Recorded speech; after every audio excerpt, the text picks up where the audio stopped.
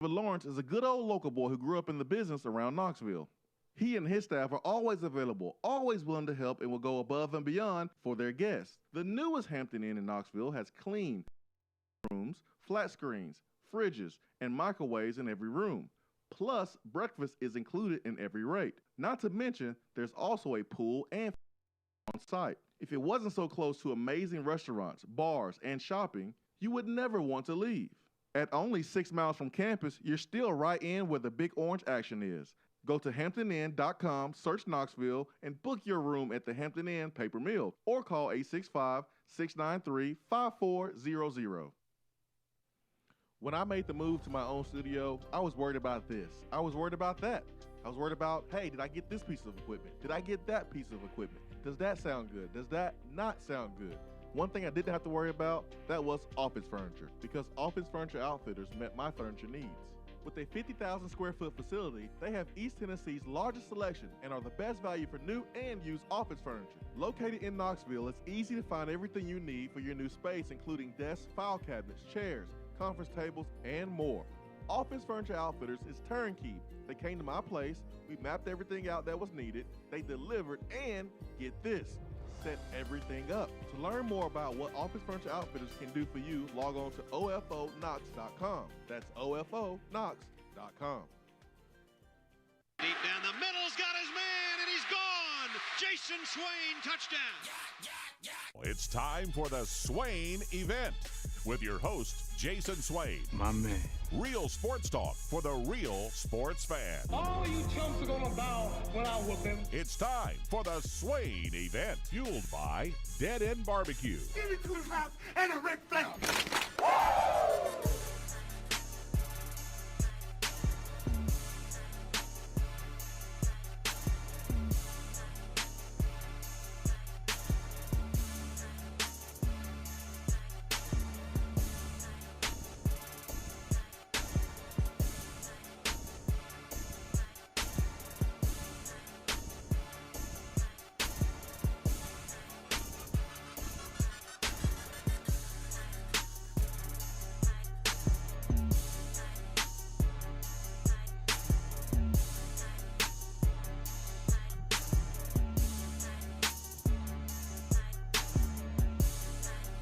Swain Event, SwainEvent.com, fueled by Dead End Barbecue. It is Friday, best day of the week. Ben McKee, Jason Swain, live here from the Low T Center studio, and joining us via the Irish Networks hotline, Seth Stokes. It is the 4th day of June. It is a beautiful morning here in East Tennessee. Hope you are having a great morning as well. Ben Stokes, good morning. Good morning, fellas. How we doing today? Good morning, gentlemen. Great. Let me explain to the folks the shade that Ben is throwing this morning. They ain't slick. Already. Y'all check out Ben's shirt. I don't see how my shirt is. Check out Ben's shirt shade. this morning. I mean, it is fly. It is fresh. It is so clean, man. It is so clean. Notice. Exhibit A. About to pull my Johnny Cochran on y'all. Notice Exhibit A. This shirt. What kind of shirt is that, Ben? Put you on the stand. What kind of shirt is that? A Jordan shirt. It is a Jordan shirt. What happened last night, Ben? What happened last night in the NBA playoffs? Dame Lillard got eliminated? No, that's not the only person who got eliminated. Did the Lakers end up losing? I went to the bed. Lakers made it a game. They did. They came back and lost by 13, but my goodness, it was 30 points at one point. Devin Booker just was red hot. I didn't finish watching the game either. But LeBron James eliminated. Is that a reason why you wore that shirt today, Ben? No. I mean, you just heard that I just found out that the Lakers ended up losing. I wore it because it was a dope shirt and one of the few dope shirts I have left clean. I need to. Who's your goat? Laundry. Who's your goat, Ben? Ja Morant. Who's your goat? Ja Morant. I don't know about Ja that. Morant. My goat might be T. Morant. He might be my favorite NBA parent. He might be my favorite He's NBA parent. the the G-Pope, the greatest parent of all time. Yeah, man. He's an anti-LeVar Ball, man. He's the greatest NBA parent for sure, man. I saw a picture of Devin Booker and LeBron James, Stokes, after the game. Mm-hmm. LeBron and gave the dude his jersey, signed it after being eliminated in the playoffs.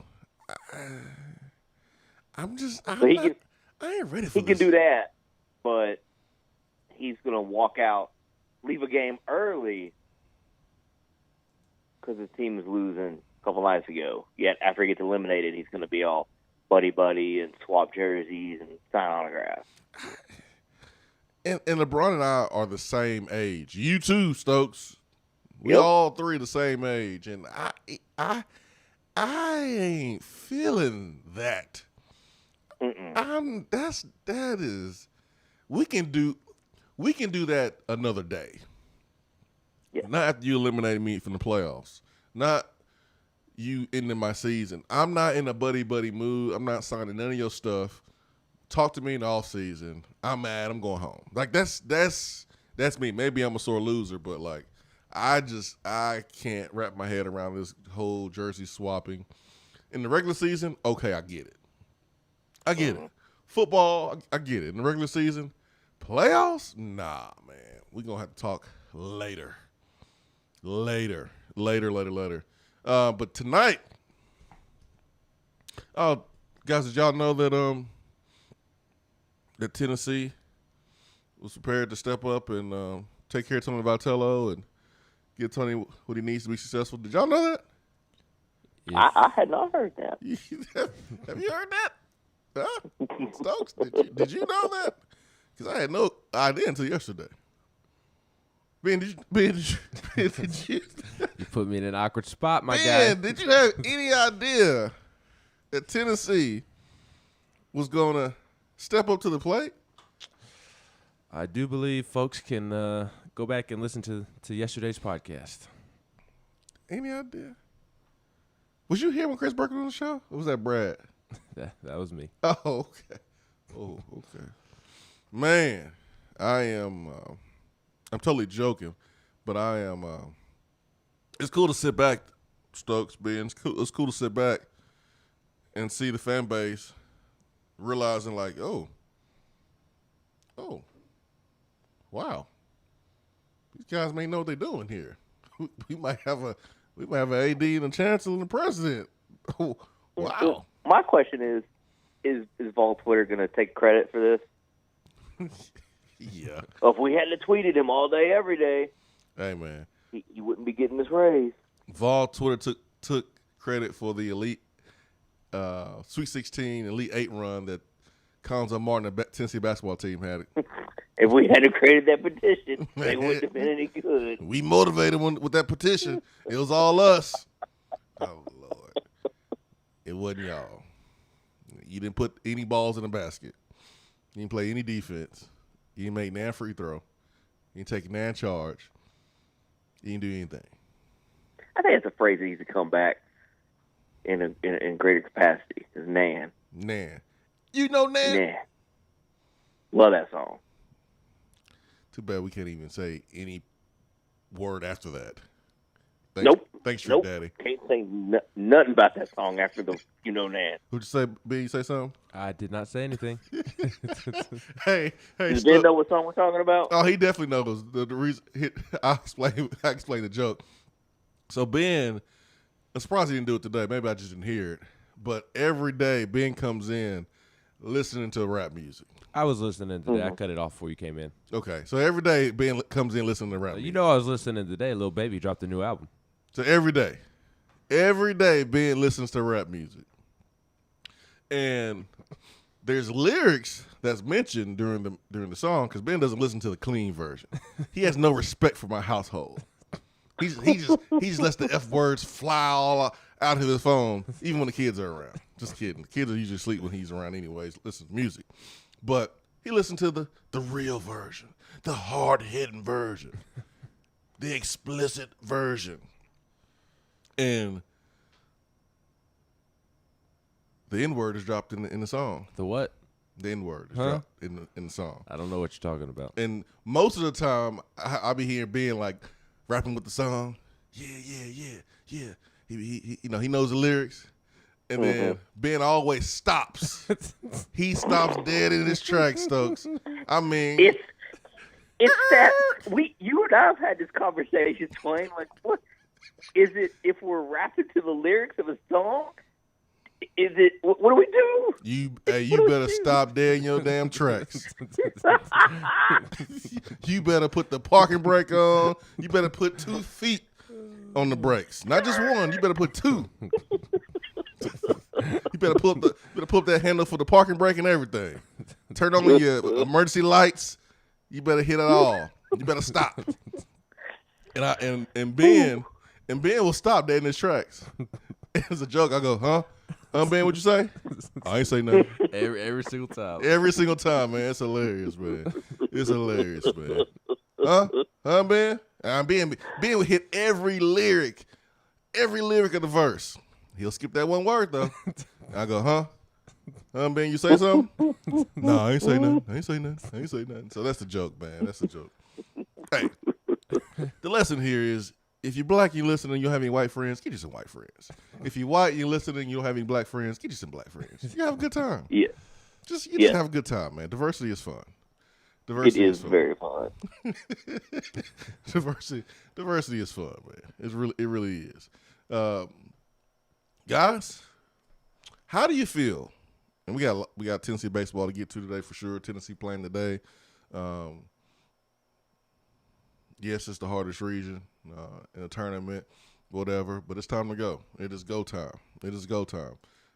Tennessee plays tonight. We got plenty of time to get to, but I want to get y'all's take on this while we have Stokes with us for the first hour today. But y'all see Johnny Manziel's comments? Yes. Johnny Manziel don't care, do he? No, at all. He ain't cared in a while. I don't think he cares since he was playing Texas A&M. He wasn't caring while he was playing Texas A&M, obviously, right? Johnny Manziel was on Barstool Sports, Bussin' with the Boys podcast, and says that he made somewhat of a decent living by selling autograph items during his days at Texas A&M, but that he never took a dollar until after he won the Heisman Trophy in 2012. I don't believe that, but whatever. Nope. He says 2 different transactions in 2013 netted him $33,000. Said, we're doing it all sneaky. We don't want to get caught. We're trying to learn from everybody else who's getting caught. I may or may have not gone back to this guy's condo and signed about 10,000 pieces, and he gave me $3,000. But again, all in all, $33,000. My question to y'all is, do y'all like hearing this stuff now? Like, do y'all like when players come out and like, yeah, man, I took this, I got that. Do y'all like that? I think a lot of people enjoy hearing about it when it's another team. If this had been a Tennessee player coming out and saying it, people would have been up, Tennessee fans would have been up in arms about it. You think Texas A&M fans are bothered about it?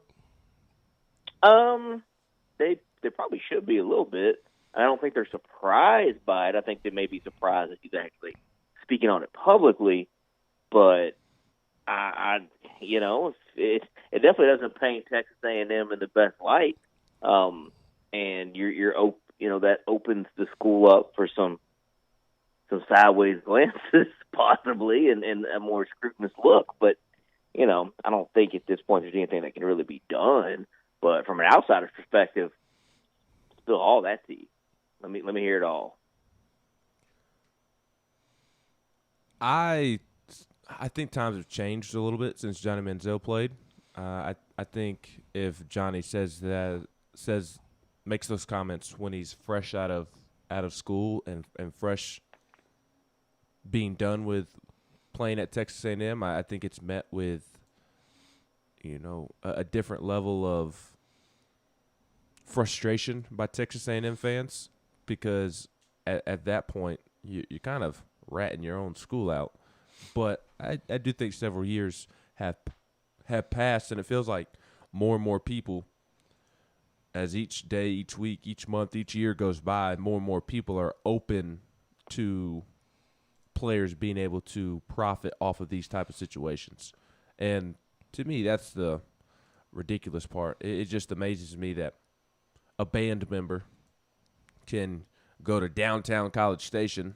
I'm assuming downtown College Station exists. I've never been, but if there's an equivalent to Market Square in College Station, a band member can go down to their little outside hangout area in College Station, open up their instrument case, play their instrument, and people can give them money for their ability, their services. But Johnny Manziel, it's against the rules for him to get paid for his autograph. The band member can make money off of their talents, but Johnny Manziel cannot. So I think people are starting to come around to that more. So I think if Johnny would have said this when he first got done playing at A&M, it would have been met with quite a bit of frustration, and he would have dealt with several comments from the A&M fan base, I think. But I don't know. I didn't think anything of it when I saw it. I didn't really have a huge reaction when I saw the comments yesterday. I guess my reaction was that I wasn't surprised. I guess the NIL phase that we're at, college athletics, maybe it just doesn't make this much of a deal like it was when Arian Foster came out and admitted things that he had done at Tennessee. And I remember like folks were so upset at Arian, and I'm like, why y'all so mad? Like, the statute of limitations has passed. Nothing's going to happen. Like, nothing literally happened. We're like, now we're about to get in trouble.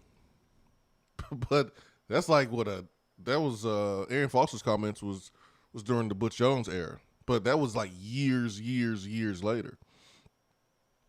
Texas A&M, some of the fans may be, some fans may step up and say some things about Johnny Manziel, but there's nothing to really worry about. I don't think if you're Texas A&M. Do I like it? And I asked you guys that, so I'll answer the question. Yeah, I do. I kind of like to know what all players got. I mean, I like it because everybody likes gossip and drama, and we're nosy people. That's why I like it. Would you like it if Josh Dobbs or Alvin Kamara, or not saying that they did anything, but just saying if, and this is a big if, guys. I mean, very big if. Very big if. Huge if, okay? Let's just say, one of our players in the last 5, 6, 7 years, was doing that. How would you feel if they came out and kind of spilled the tea on the podcast? How would y'all feel? Would it bother y'all? Would y'all be kind of like, oh my gosh, don't do that. You're rolling over on your own school. How would y'all feel? I don't care. I like to hear the story and that gossip. Like, it's not going to bother me. It didn't bother me when Arian did it. Obviously, like you said, a lot of time had passed from when Arian was on campus to when Arian made those comments. But I'm not going to care. Like, but I was also, like, the three of us are in a little bit of a different chair. We kind of already know some of the stuff. So it's more of like confirmation of, oh yeah, we were right about that, or something like that. But for the average fan that maybe doesn't know any better or is blind to it, I think they don't want to hear recent players at their school talking about how their school paid them and cheated. Should the players get some money for their name, image, and likeness? Absolutely, and I'm glad all this NIL stuff is happening. But while it's illegal, I think most fans don't want it coming out about their school, but they enjoy hearing it coming out about other schools. Yeah. I'm with Stokes. Like I just said, I want to know all the juicy details. I want to know the gossip and what happened and everything that went on behind the scenes. So that's why I would want to know. You want to know how the sausages is made, how the hot dogs are made. Yep. Well, sometimes, especially as bad as Tennessee's been behind the scenes, off-field stories and drama is way more interesting than what's been going on the field. Yeah, you may be right. Are y'all seeing that people are looking at moving to Knoxville? A lot of people from the West Coast are moving to Knoxville. Yep. Y'all seeing that? Mm-hmm. How you feeling about that, Ben? You cool with that? Nope. Are you like a Nashvilleian that was like, all right, that's enough. That is enough. That we have no more room. Traffic is becoming a pain in the butt. Housing market is certainly affected. That's why I'm not cool with it. Like, I'm trying to find a house, and these West Coasters are Good luck, messing me sir. up. Yes, I'm no. It's been rough out here in these streets. man, I see folks, moving in. You know, it's a house that's getting ready to go on the market. My next door neighbor, or it's a house right next to me, just getting ready to go on the market. And man, I hope it ain't some weird hippie. Like it's That's coming from someone who lives in one of the fastest growing cities in America. It sucks. I just hope I got a cool neighbor, man. I hope he ain't a Bulldog fan or a Bama fan. I'll be letting my dog poop all in his yard. If they're coming from California, they're probably not even a sports fan. Yeah, you're probably right. You are probably Very right. casual if they are. You are probably right, man. I want to take a break, and then when we come back, but the thing that's different about the article Knox News put out talking about Tony Vitello and the commitment that Tennessee prepared to make to the baseball program, man, you got an input from Chancellor Plowman. You got Chancellor Plowman on record, and that is significant. That is very, very significant. I think a lot of fans are not used to this. They're not used to this. It's like when someone that you know that's mean, that's been a butthead to you for long periods of time, and they come in and they're super nice. Like it rocks you. You're kind of off guard. You're like, oh, I wasn't expecting that.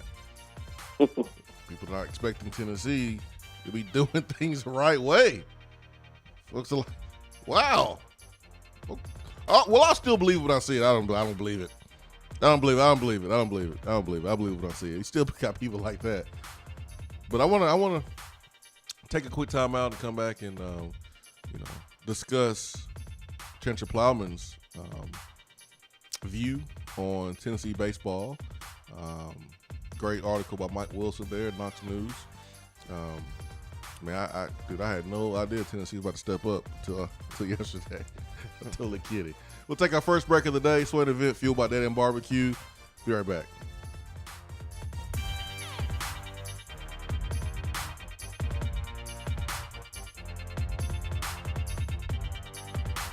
If you want to get in on the conversation, call the Iris Networks hotline at 865-200-5503. Grow your business with Iris Networks high-speed fiber internet. IrisNetworksUSA.com. If you're coming to Knoxville and need a place to stay, do yourself a favor and book a room at Hampton Inn Paper Mill, also known as the Hampton on the Hill. This award-winning property is literally in the top 5% of all Hampton Inn properties. The GM, Stephen Lawrence, is a good old local boy who grew up in the business around Knoxville. He and his staff are always available, always willing to help, and will go above and beyond for their guests. The newest Hampton Inn in Knoxville has clean, affordable rooms, flat screens, fridges, and microwaves in every room. Plus, breakfast is included in every rate. Not to mention, there's also a pool and fitness center on site. If it wasn't so close to amazing restaurants, bars, and shopping, you would never want to leave. At only 6 miles from campus, you're still right in where the big orange action is. Go to HamptonInn.com, search Knoxville, and book your room at the Hampton Inn Paper Mill, or call 865-693-5400. When I made the move to my own studio, I was worried about this. I was worried about that. I was worried about, hey, did I get this piece of equipment? Did I get that piece of equipment? Does that sound good? Does that not sound good?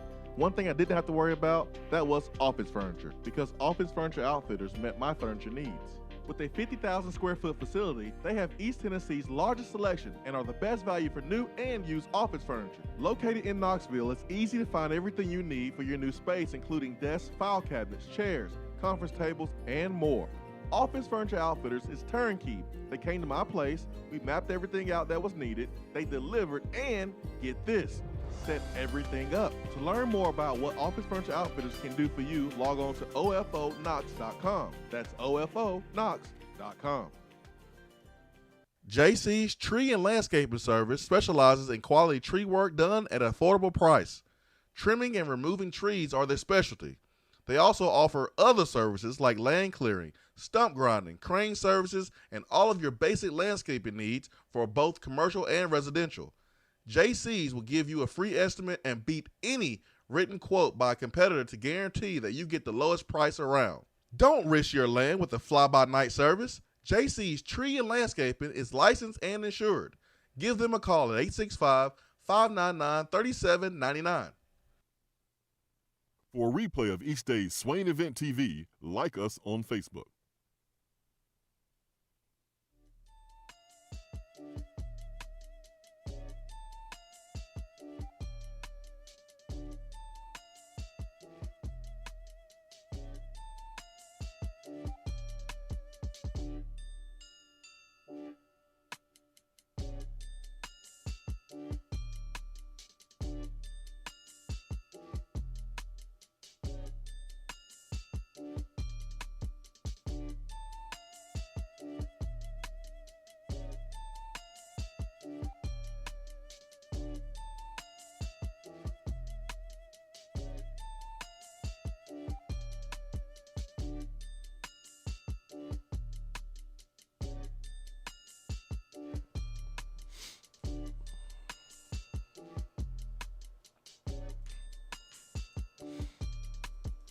Man, I think today's going to be a good day, guys.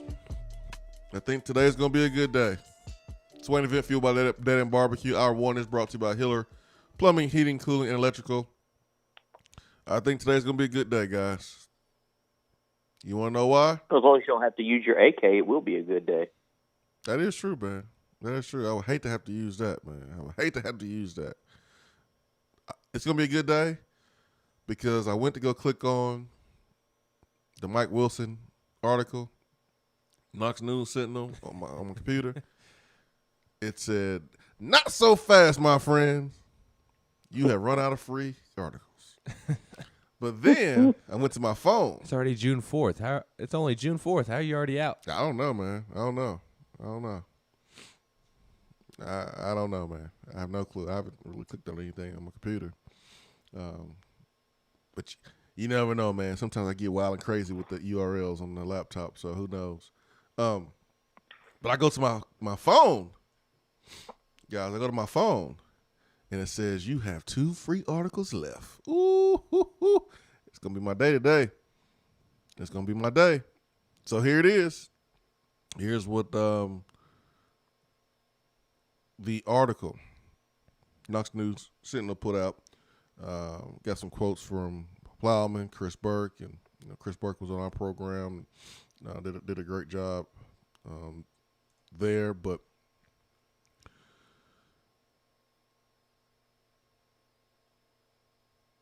we want to build the best athletic department in the country. An absolute juggernaut at Tennessee. This is what Danny White said Thursday. Exclusive interview with Knox News. That means we need to resource our programs at the highest level across the country, facilities and operationally. We are not afraid of that. Woo! Let me just stop.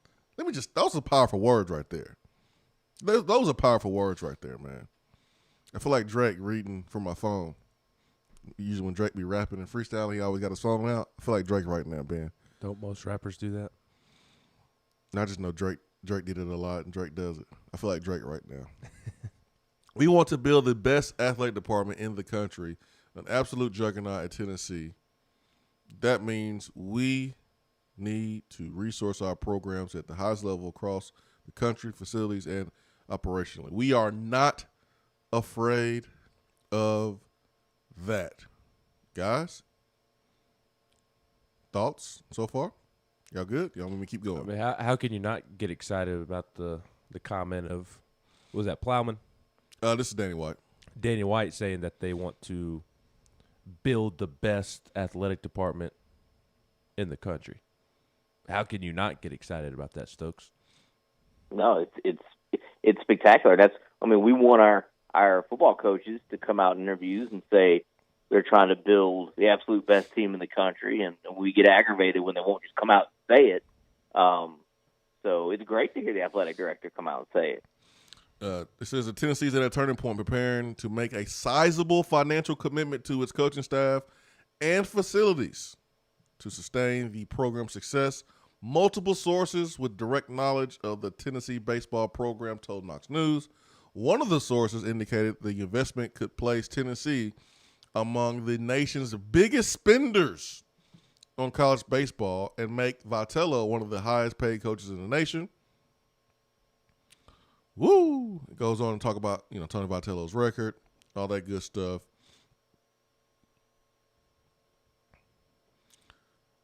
Vitello reached 100 wins faster than any coach in program history, doing it in only 153 games. He's won 40 games twice in 3 full seasons at Tennessee. Before Vitello, UT had won more than 40 games only once since 2001. Chris Burke said he's a fantastic coach that has proven he has what it takes to build a winner. There are only a few of those in every sport. You have to get one of those at Tennessee, and not just with what he has produced from a tangible result standpoint, but the way the fan base has latched on to him and his team. I feel like it feels like a must-capitalize moment for Tennessee Athletics Department. Chancellor Plowman understands the urgency. We are prepared to invest in what it takes to be the top baseball program in the country. This is what Plowman told Knox News. Let me back it up. We are prepared to invest in what it takes to be the top baseball program in the country. And you still got naysayers who are going to take "we are prepared" and be like, well, we ain't did it yet. We ain't did it yet. But you can't say that if you Plowman and not follow through. Nope. No. And that's what I like about this article is it wasn't just, hey, don't use my name, and so you end up seeing sources within the athletic department say they're prepared. No, Danny White and Plowman both said, yeah, you can put my name on this. Mm-hmm. Yeah, that's why you won't hear me go, well, I believe it when I see it. I believe it when I see it. Nah, man, they putting their name on it because you can't come back from this if it doesn't happen. This is not right. This is not anonymous sources. This is Danny White's words. This is Chancellor Plowman's words, guys. And Ben will know more than both of us here, because Ben is the best in the DJ Khaled style. The best when it comes to covering baseball. Ben, what is it going to take for Tennessee to be the top baseball program in the country? Of course, the wins and the championships and all that, but like Chancellor Plowman saying we are prepared to invest in what it takes to be the top baseball program in the country.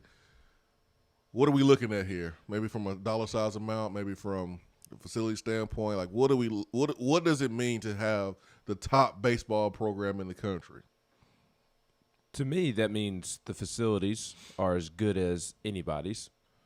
To me, that means paying Tony Vitello as if he is the best, which I think is a realistic possibility. As I mentioned earlier this week, Tim Corbin makes the most in the country at $1.239 million.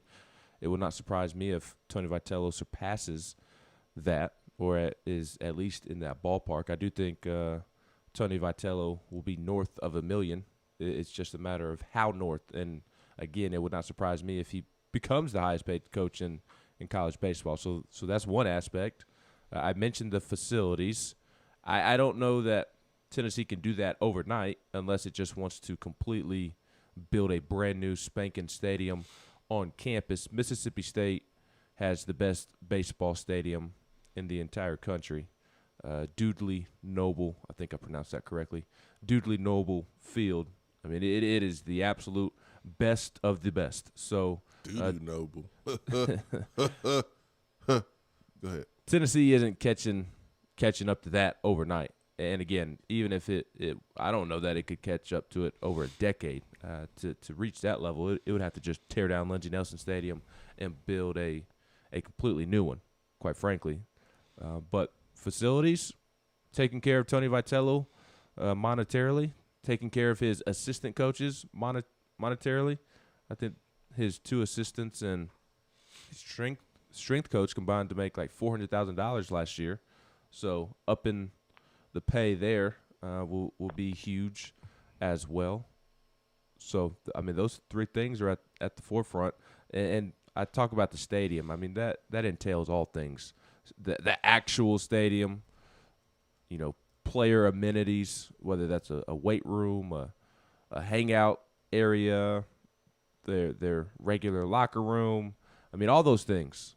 They have nice batting cages and whatnot. Their weight room is itty bitty, and it's just not a whole lot to work with for a Division I SEC baseball program. So there's a lot that goes into it. I think Tennessee is going to start with making sure Tony is taken care of from a money standpoint, making sure that his coaches are taken care of from a money standpoint, and then starting on the expansions of Lindsey Nelson Stadium, as we've been talking about for weeks now. That looks like expanding seating down the left field line. I think you'll see a double deck porch out in left field. So there's a lot of ways that Tennessee needs to.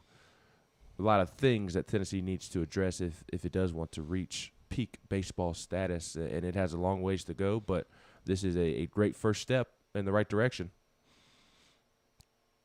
Thing that stood out, Stokes, that Ben said was Mississippi State has the best stadium in the entire country.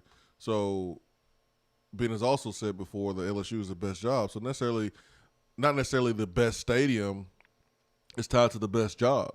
And I'm sitting here looking at some of the top football stadiums in the country, and the best football job right now. I don't know if it's and I don't know the number 1 stadium in football, to be honest. Like, without putting my bias on it, of course, as a Tennessee fan, you will say, "Oh, Neyland is the best stadium," but how do you really tell what's the best stadium? Honestly, how do you separate one from another?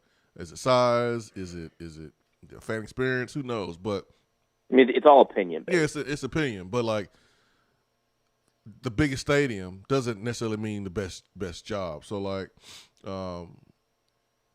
Stokes, when you heard Plowman's comments, for you, what does it mean to be top or one of the top baseball programs in the country? It means becoming a destination for the top players in the country, place they want to come play baseball at, facilities that attract them.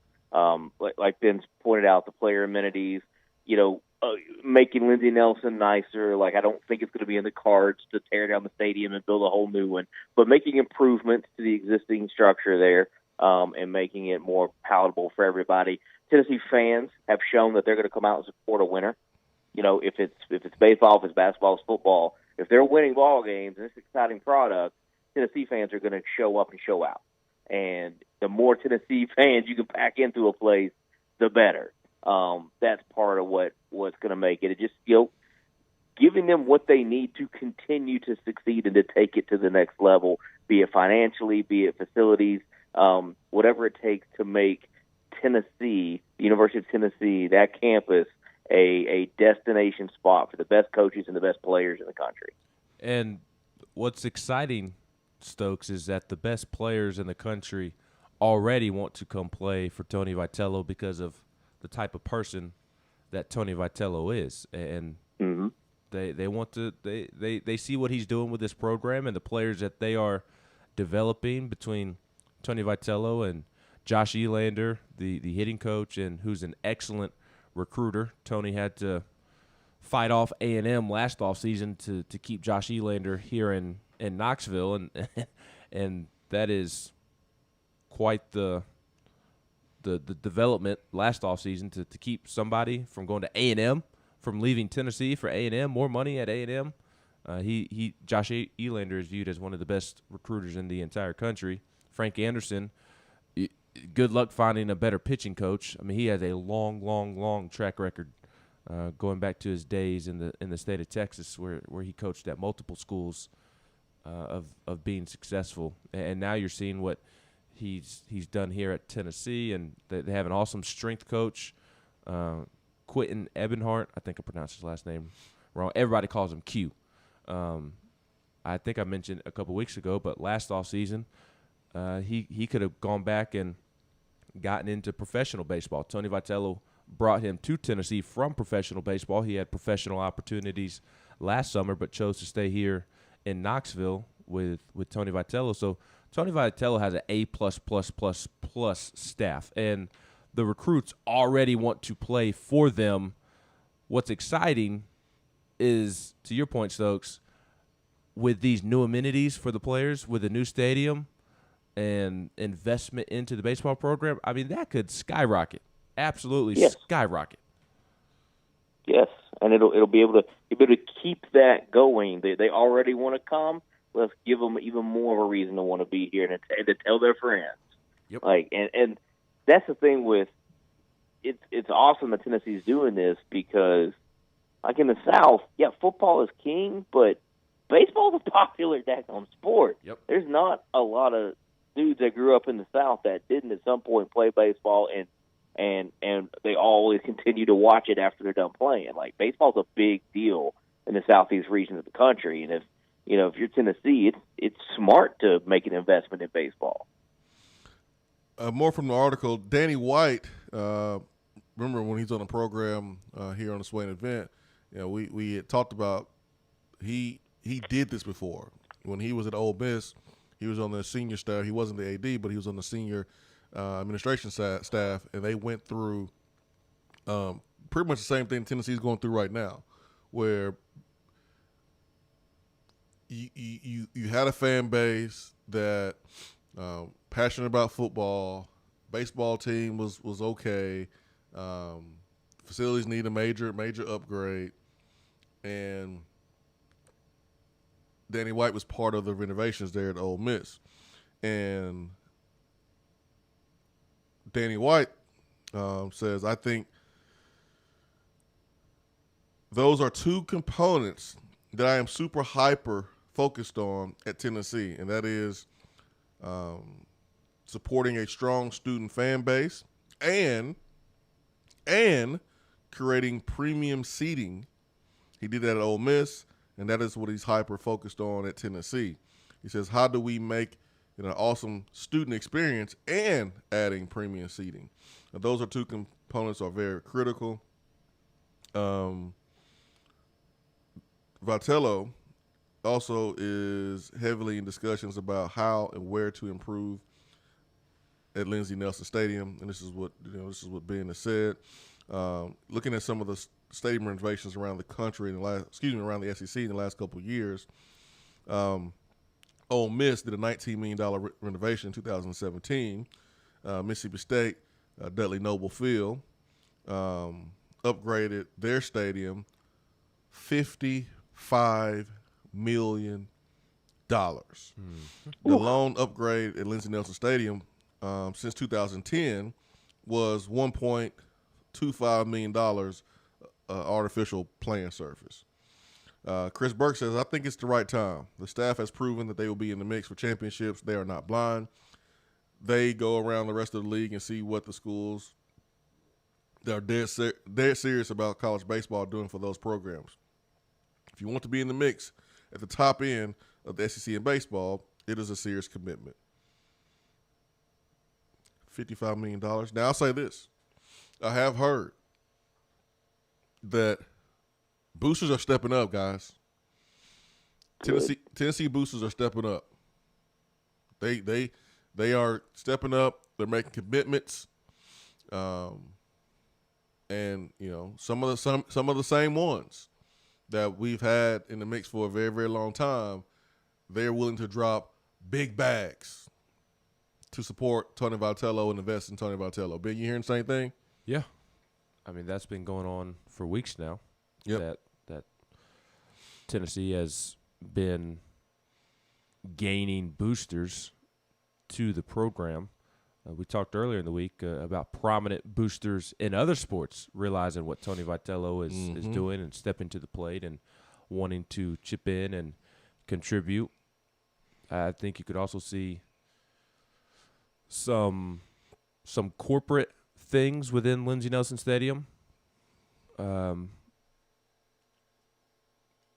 Not necessarily renaming the stadium like Kentucky has done with its football stadium. I don't think you'll see Lindsey Nelson Stadium change, but different sections of the ballpark where fans sit, I think could be sponsored by somebody or something along those lines. So let's get it. That obviously helps, and every bit helps. So yes, that has been going on for weeks now. People recognize and people want to be a part of it, and Tony Vitello's talked about that publicly as well over the last year or so, just about people recognizing what's going on and wanting to help. And I mean, he's mentioned several times that he's been blessed, or the program has been blessed, to be able to receive some benefits from donors stepping up that haven't in the past. So that's all good. It's for a sport like baseball to thrive, you have to have a lot of people bought in and rowing in the same direction, and that's what Tennessee has right now. Why are you looking at me like that? Why are you looking at me like that? You couldn't come up with a better way to say that? A different way to say that? Probably could have, but I liked rowing. It's pulling the same rope in the same direction. Is that better? I ain't gonna say nothing. I'm gonna keep it moving. There's about 9 coaches that are making over $1 million in the SEC, according to the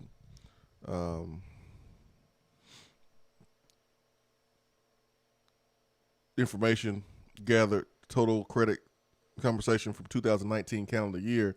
Sometimes it's hard to get these numbers and things because you have a private institutions like Vanderbilt, but TCU, Vanderbilt, it's hard to get financial information, but not SEC, but in the country, excuse me. But you got about 9 guys getting over $1 million in the entire country. Tim Corbin, Vanderbilt, Paul Manera, LSU, Kevin O'Sullivan at Florida, Dan McDonald at Louisville, Mike Bianco at Ole Miss, Dave Van Horn, whatever, at Arkansas, and then my favorite, Jim Schlossnagle. Schlossnagle looking self. Old Schlossnagle face. Schlossnagle face. But he's getting $1 million a year at TCU. Tadlock at Texas Tech, over $1 million. Butch Thompson at Auburn. Tony Vitello, $600,000. So Tony's probably going to be entering that $1 million club for sure. Yes. This off season, which is why you and I had the conversation yesterday. Are you okay with Tennessee forking out top 3, top 4 money to keep Vitello? I think it was yesterday we had that conversation, or maybe it was earlier this week. I don't know. It all runs together. My days run together. Yeah. Stokes, what are your thoughts on that? And the reason I posed the question to Swain about forking out that much money, I mean, it would not surprise me at all if Tony Vitello becomes the highest paid baseball coach in America. And would you be okay with that, Stokes? And again, I ask that because Tony Vitello hasn't had the postseason success yet. Not his fault. COVID got in the way last year. They're just now beginning NCAA tournament play today. He's still young as a head coach, so it's not his own fault. But would you be weary of giving somebody that much money when they haven't proven themselves in the postseason yet? No, because I don't think what you're seeing is a fluke. I don't think it's a flash in the pan and it's sort of anything. I think this is the way he's building it, the way you've seen the marked improvements every year. They didn't get the chance. Like last year would have been a great opportunity to kind of show off in the postseason a bit, and it was cut short, obviously. This year they have that same kind of opportunity. So I'm like, do we want to pay him like one of the top 4 coaches in the country? Is Tennessee one of the top 4 programs in the country? Well, so far they have been this year, and they were on track for that last year. So I have no problem with it. And, I think he's earned that. If they fall off after that, it's not Tennessee's fault for investing in him and giving him what they feel that he's earned. And I know it'll look that way, and it'll get put back on them. Oh, he didn't do anything in the postseason, but y'all went ahead and paid him. Kind of like people do with Rick Barnes right now. If he were to fall off after this year and not really do much after they invest a lot of money in him, that's on him. Like, that's not necessarily on the athletic department. I think to this point, though, he has not given them a reason to not make him one of the higher paid coaches in the country. I don't know if they'll step up and make him the highest paid. It wouldn't shock me, but I don't know if that's what they'll do yet. But I'm not going to be mad at it if they do it. I think it's great that you've got a program that's winning, that's putting Tennessee in a positive light. It's an exciting product. It's interesting. They're not afraid to be themselves. The fans can go into Lindsey Nelson and act bonkers, and it's celebrated. It's awesome. Support it. Give it what it needs. Feed that beast. Do it. And hopefully that's motivation for all the other programs to get on an upward trend, because they're showing, hey, baseball's not been the number 1 sport on campus in a long ever, and now we're making a commitment because they're winning. They're giving us a reason to make a commitment. If football can do the same thing, look at what kind of money can that start bringing in above and beyond what it's already brought in before. Yep.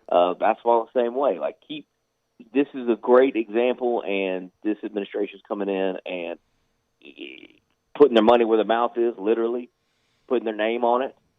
And I love it. I love everything about it. I don't think it's out of line. I think it's right in with what successful programs have to do. You find something that works. You do everything you can to keep it happening and keep it rolling. Well, and when you commit to anything in life, there's going to be sacrifice, right? Any commitment, there's sacrifice involved. So my point in bringing that up is that, of course, there's risk to making Tony Vitello one of the highest paid coaches in America, if not the highest paid coach. There is risk involved. But, again, it's hard to believe that he's doing so much more with less, that given the necessary tools to work with, that he want to even have even more success. I mean, he has according to the coaches poll and according to D1 Baseball, who covers college baseball as a whole better than anybody, Tennessee has the number 2 team in the country entering the NCAA tournament. They ran into a Goliath at the SEC tournament, or else they would have won the SEC championship game and would have won the SEC regular season had they not run into that team in the regular season too, Stokes. They didn't get trounced by him either. They went to the plate against Arkansas and performed. Arkansas was just that dang good right now, but Tennessee is not far behind. Correct. Like it wasn't like Arkansas went out there and just had their way with Tennessee. Now the game broke open late, and that's the difference between the depth of a program that's been doing it a minute and Tony getting this thing built up. But it's not like Tennessee went in there and looked real good on paper, then went in there and laid an egg. Like, they led for most of that game in the tournament. Like, they pushed Arkansas, and Arkansas had to fight back to win that game. You don't have to make Tony the highest paid coach in America to achieve everything that you need to achieve as far as the upgrades and showing him that baseball matters. You can double his salary, and my goodness, he'll be right there at the top. Think about this. I think it's always easy for us to spend other folks' money. Like, it's easy to do that. Yeah, Stokes, man, go ahead and buy that Ferrari, man. Yeah, go ahead and do it. It ain't our money we got to manage. It don't matter. We love spending other people's money. But think about this, guys, because it's easy for us as Tennessee fans. Me and you Stokes, we Tennessee fans publicly. It's easy for us to let the emotions take over and go, make him the highest paid coach. But think about this. Will you have anywhere to go from there? Like, there's no room to really go. Like, take care of him, double his salary. But then he wins the championship. You got some room to increase it. Like, you can give him more. Like, there's a process. Like, Nick Saban didn't just go from, the highest paid coach overnight, being in the middle of the road or bottom of the road before he won a championship. There's still levels. Like, here and there he'll get a little raise. Here and there he'll get a little raise. Dabo will get a little raise here and there. Like, take care of him, double his salary, and then give him another, I guess, like another peak to try to reach.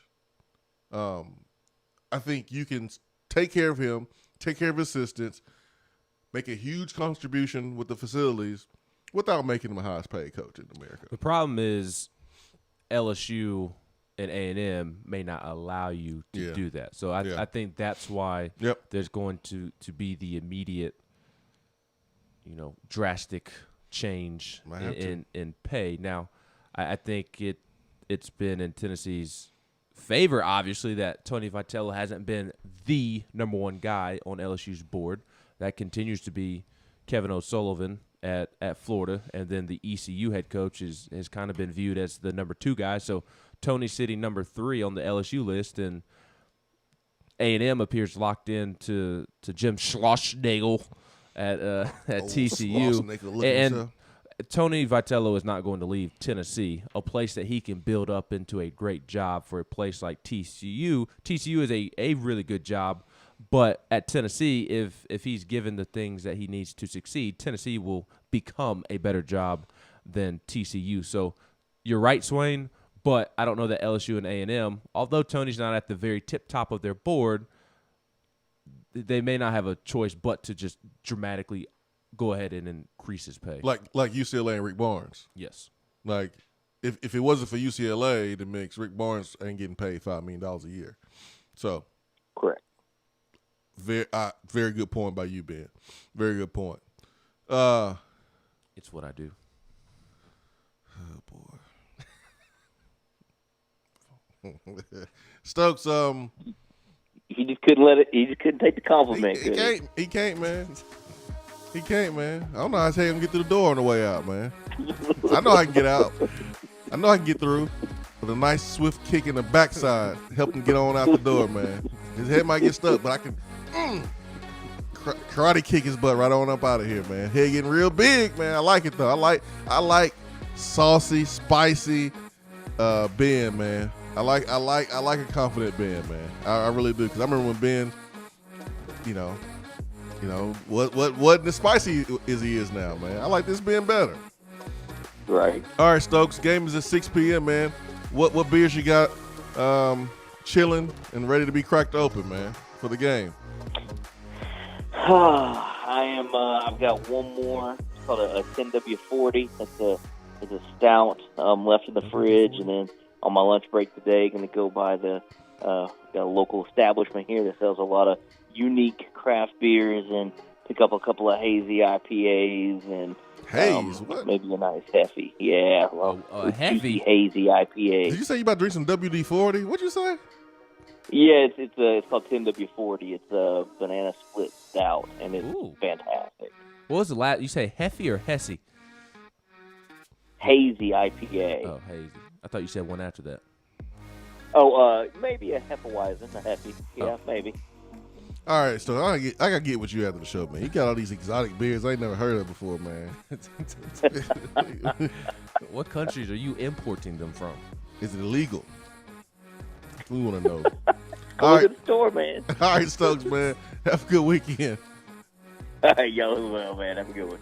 Seth Stokes here, the Swain Event. Hour 2 coming up.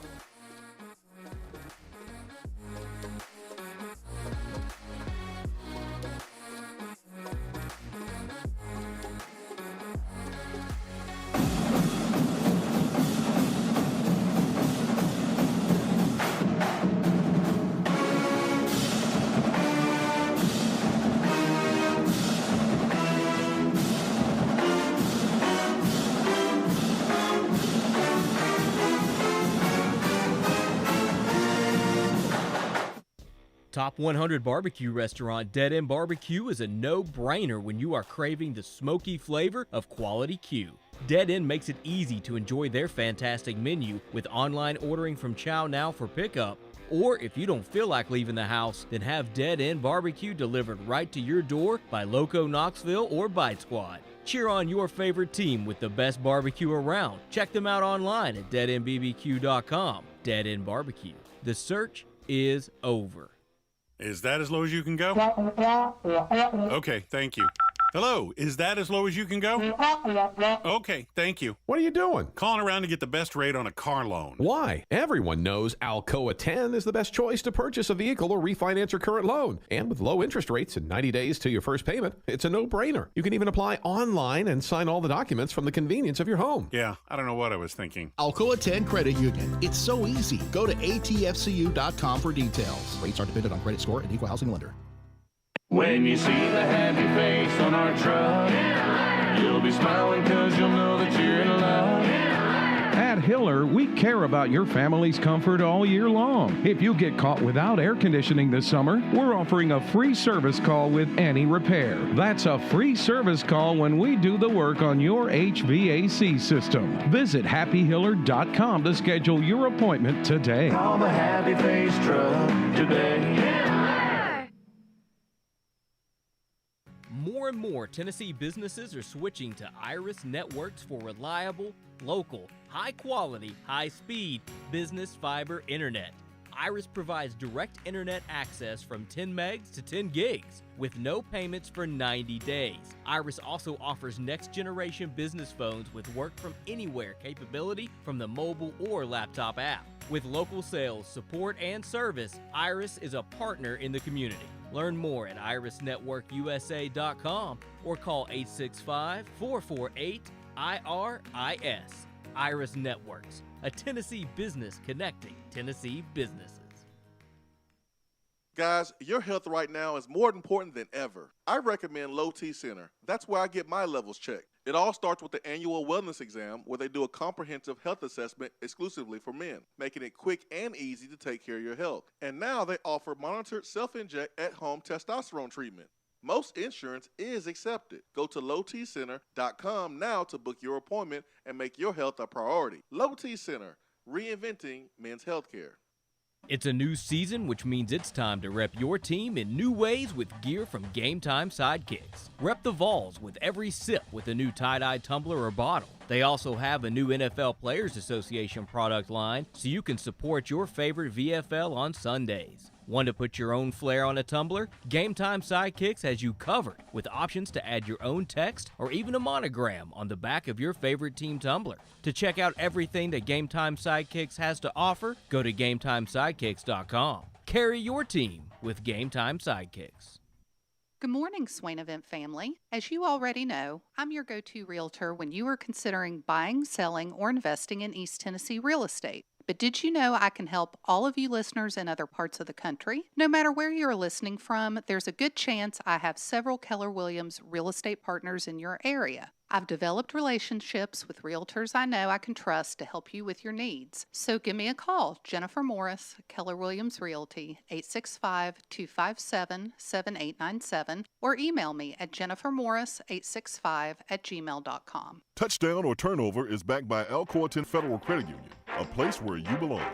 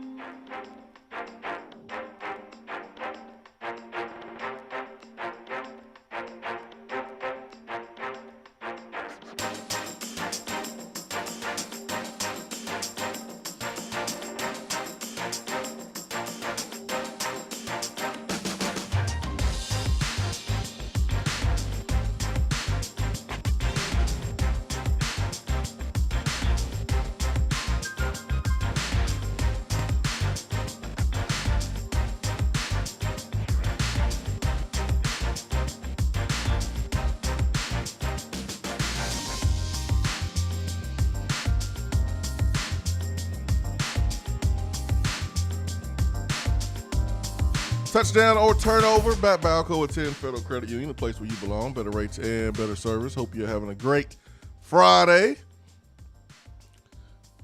Tonight, 6 p.m. Tonight, we play Wright State. Tonight, we beat Wright State. You can always throw in a Varsity Blues reference.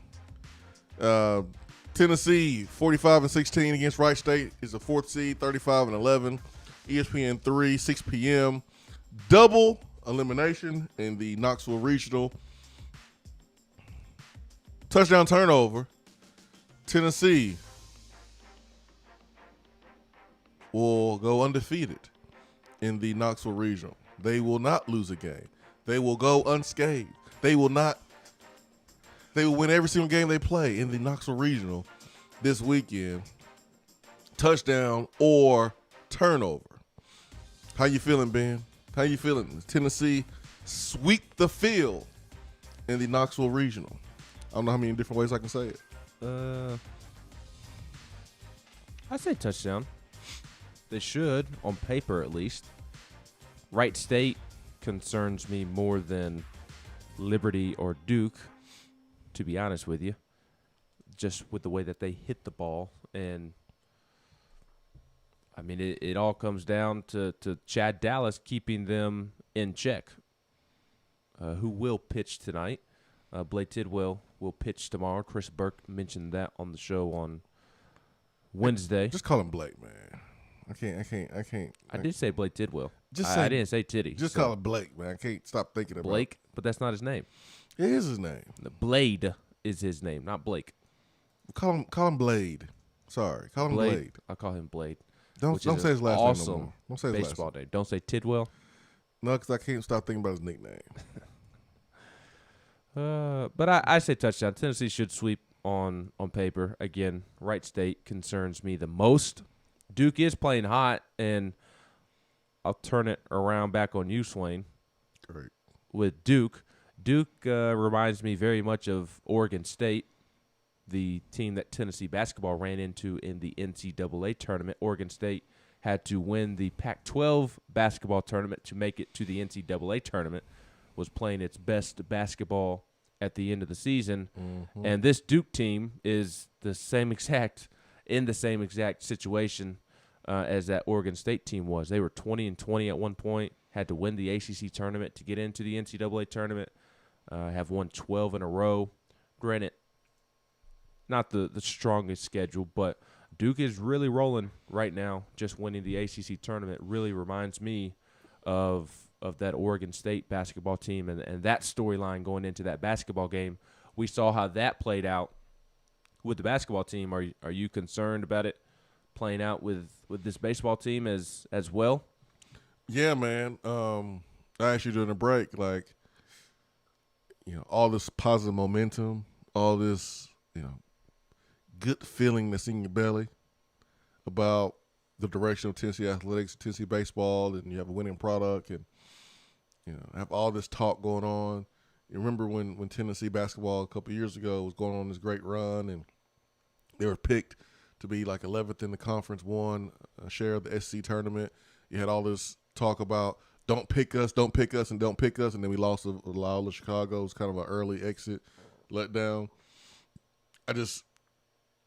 I don't want to see that, because there's a lot of momentum right now for Tennessee baseball, and the expectation is making a deep run, just like the expectations were this past season for basketball to make a deep run. So,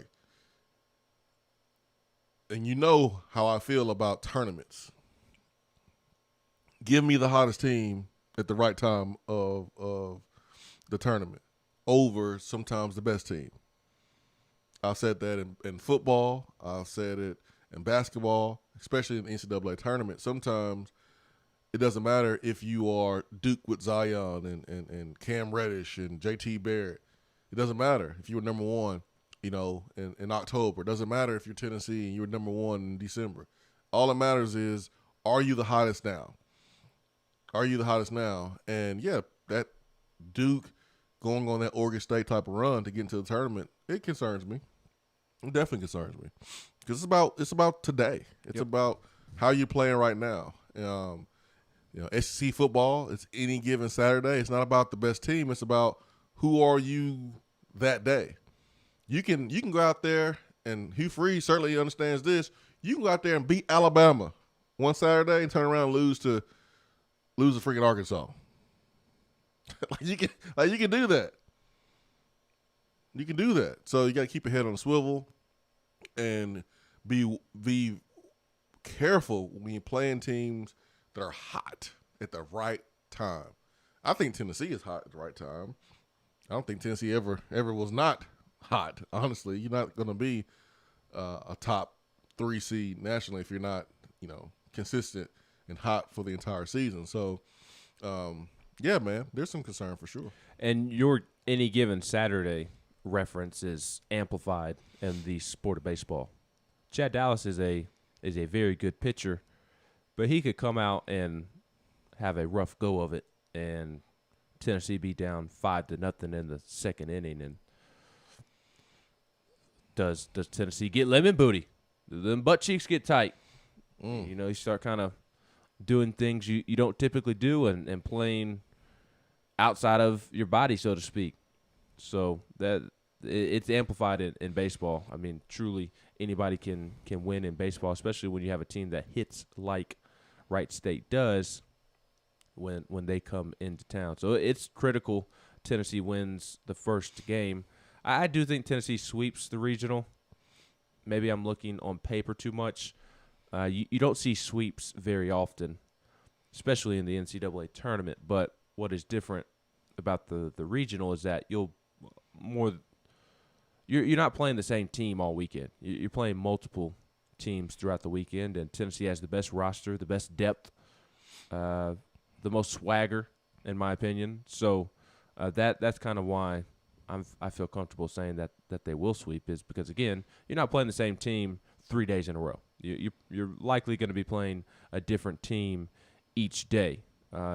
You definitely will the first 2 days, and then if you do make it to Sunday, then you would likely face somebody that you have already played, whether it be Wright State or a Duke or Liberty team that you play on Saturday. So it's critical that Tennessee wins tonight, because it is truly an uphill battle to come back out of the loser's bracket and then beat the team that made it out of the winner's bracket twice on Sunday. Well, I guess technically this would be Sunday and Monday. Game 7 is on Monday at 1 p.m. if necessary. I was going to ask you, Ben, give us a scenario where Monday's game is not played. Not played? Yeah, not played. It would be that the game on Sunday night at 6 p.m., which will feature the team that came out of the winner's bracket. Mm-hmm. They'll be playing the team that made it out of the loser's bracket. So by the time Sunday night rolls around, it'll be down to 2 teams. One team will have not lost. One team will have lost once. Mm-hmm. And so if the team that made it out of the winner's bracket beats that team that made it out of the loser's bracket, it's over right then and there, because it's double elimination. No game will be played on Monday. Now, if the team that makes it through the loser's bracket beats the team that hasn't lost yet, that made it out of the winner's bracket, then they'll play a Game 7 on Monday. Game 7 as in the 7th game of the weekend. Those 2 teams will play on Monday, because both will have one loss, and it's win or go home. So that's how Monday would come into play. Whew. If Tennessee takes care of business tonight, they'll play the winner of Liberty Duke tomorrow at 6 p.m. And then they would play at 6 p.m. on Sunday again if they were to win. If they lose tonight, they play at noon tomorrow against the loser of Liberty Duke, and you lose that game, you're going home. But if you lose and then you turn around on Saturday and win, then you would play at 2 p.m. on Sunday. And then you'd have to play twice on Sunday. Whew. it's just an uphill battle if you lose that opening game. You just have to play so many games in one weekend when there's another team in your regional that is not going to. There will be a team in the regional more than likely, that will win today, win tomorrow, and automatically advance to Sunday. And you desperately want that team to be you because it is hard to bounce back if you lose that opening game in the regional. Vol fan says anything can happen in tournaments. The Women's College World Series has shown that this year. James Madison beat Tennessee in the regionals. They beat Missouri in the super regionals. They beat number 1 Oklahoma in the World Series yesterday. You have to be very careful with the underdog team that's gotten hot. John K. is telling me to choose joy just because I mentioned Hugh Freeze as an example. Chip Payne says some are saying that Danny White is not in the conversation at all with Tony V and getting him a new contract simply because he doesn't like to do business with Jimmy Sexton. Also, do you think this is a bad timing with all talks about a new deal when everyone should be focused on the tournament? Well, Chip Payne, I want to remind you, we're not playing. We're not playing. So we can talk about Tony Vitello's future. We can talk about possibility of him staying or leaving facilities. The only thing that matters is that his baseball team, the players are focused on the task at hand. Well, to Chip's point, there was an article in the Knoxville News Sentinel last night with quotes from Tony Vitello, Danny White, Donde Plowman, Chris Burke. So I know. That's what I'm saying. That's fine, but as long as the players are focused, that's all that really matters. Yeah, but I mean, Tony Vitello. I think Chip is referencing that Tony Vitello was also involved, and a coach can get distracted as well. I don't think that will be the case because this isn't something that happened overnight. There have been subtle discussions for months now, which we have been discussing for months now. Tony was on the show last week and had quotes. So yes. This is not new seeing quotes on Twitter for these players. I mean, it's been subtle. It's been a short conversation. So Tony Vitello is represented by Jimmy Sexton's business. Jimmy Sexton is not directly handling Tony Vitello personally. If Tony asked for advice, I would imagine he would give it to him, but Jimmy Sexton obviously has minions that work for him. Jimmy Sexton can't have as big of a business as he does and do it all himself. He represents way too many people to be able to do that. So Tony Vitello's been speaking with his agent off and on throughout the year. At times when they're on the road, subtle conversations about his opinion on stadium renovations and upgrades. And he's been letting the agent side of things handle his discussions while he has remained focused on the task at hand. So I don't think that Tony Vitello or this baseball team will be distracted because, yes, there was a big article that got a bunch of retweets and likes on social media last night. But, again, these conversations have been happening throughout really all year and especially the last month or two, and they haven't been just lengthy sit-down 2-hour, 3-hour conversations. They've been subtle conversations that have been building up to this point.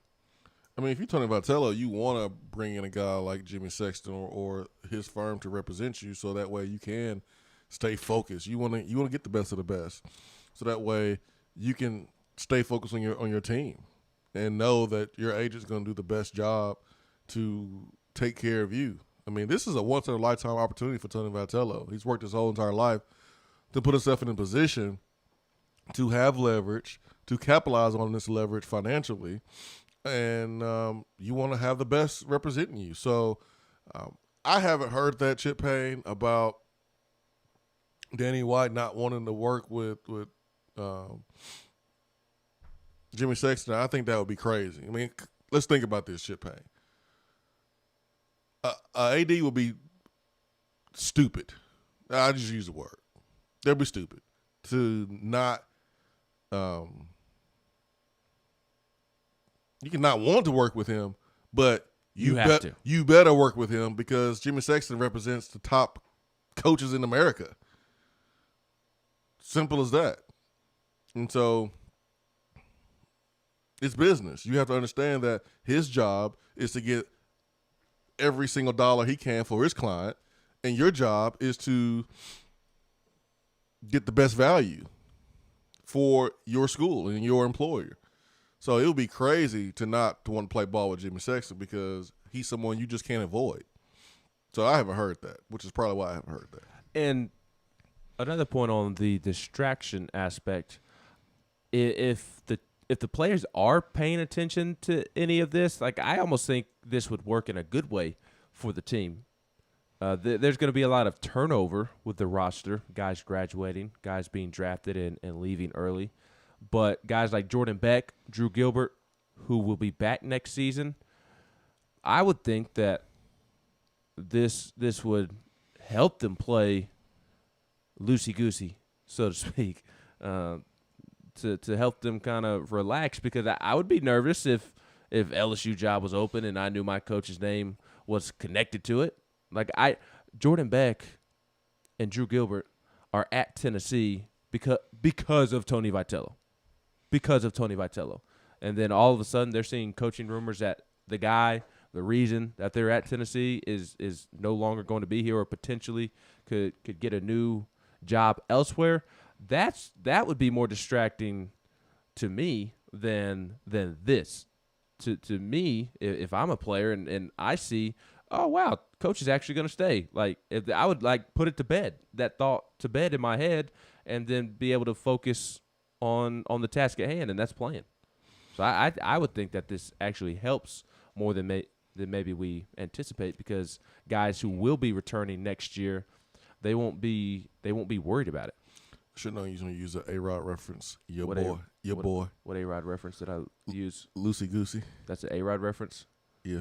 It's a Jason Swain reference. You say it all the time. I got it from A-Rod. Oh, you did? You didn't know that, huh? No. Loosey-goosey time? That's an A-Rod quote? Yeah, he said loosey-goosey time. I don't like A-Rod. I know. That's why I had to let you know that it came from A-Rod. You going to keep using it? I'm disgusted. Get to the phone. We got Rusty. Rusty, good morning. What up? What up? Ben is I'm feeling what he's saying. I mean, if I'm the player, I want to know my guy's here and my guy's going to be here, and the reason I came here, I agree with him. I think it relaxes any of the tension if we knew everything was better for the players. I mean, if all those guys if Blade, no, I mean, it just gives them comfort knowing that next year the status quo staying, and we're gonna keep this thing rolling with Tony V. So, but you know what he's saying. He know he's saying to his player. He's saying, "Listen, this is what comes with the territory when you're successful. It's a distraction, and take it as a grain of salt. But this comes with it. I'm here because of you guys, but this is kind of part of it." That's what he's telling his guys. Would it not be the bossest? I don't know if that's a word or not. The most boss move ever by our athletic department if, say, today about 4:00, there's an announcement that ink has been put on paper, new contract, the stadium deal's done this afternoon, the day the tournament's about to start. Get all that out there, and how jacked would the crowd be tonight? Oh, if that news broke about 4 p.m. And that's just something our athletic department's never done. But I feel like this new AD may have stuff like that up his sleeves down the road. He's forward thinking, man. Let me ask you this, Rusty. I feel like this type of news and this commitment to the baseball program sends a message to the rest of the conference and the rest of the country that, yeah, maybe baseball, but this athletic department, this new administration is not playing around when it comes to Tennessee athletics. We actually have competent leaders and people in place who want the best for Tennessee and are going to make good decisions.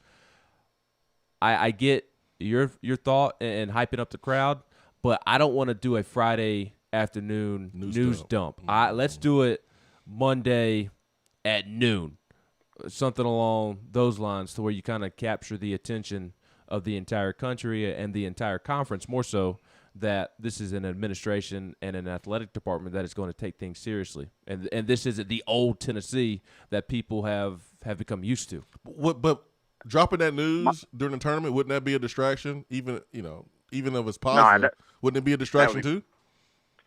All I know is the national game tonight at 6 p.m., I think, is Vanderbilt and somebody. And I sure would love to see that rolling across the bottom of the screen over and over again while Vanderbilt's on national TV and we're on ESPN+. Oh, it's Vanderbilt and Presbyterian, and the reason I know that is because the Blue Hose. No, they are the Blue Hose, but why you say no then? Tennessee, they are a religious school, Swain. Them Blue Hose ain't talking about man. Quit distracting me. Vanderbilt is a lower seed than Tennessee nationally, overall in the NCAA tournament, yet Tennessee has to play Wright State and Vanderbilt has to play Presbyterian, yet Presbyterian is closer to Knoxville than it is Nashville. Hey, Wright State's got to play Tennessee. That's all that matters. That is true. That is a great point. I think we'd have averaged about 15 runs in the Horizon League this year, so I'm not totally on the whole I'm scared of them. But you're right. What you were asking, it is a sign that things are different than I can ever remember them being with this news coming out. This doesn't feel like anything we've seen out of our athletic department in my lifetime. Hey, man. We are proactive for once. Yeah, it's been feeling different around here for a while. And I'm glad people are starting to see it, but I understand there's folks still want to see the moves being made first before they let down their guard. But hey, man, it's definitely different, man. I have talked to Plowman a few times, met her in person, met Danny White in person, talked to Danny White. We had him on the show. Hey, man, I know what I felt, and I know when I look at someone in the eyes and. I'm a big, go for my gut, and I just had a good feeling about these two. I haven't met Randy Boyd formally yet, but yeah, I mean these guys are on the same page.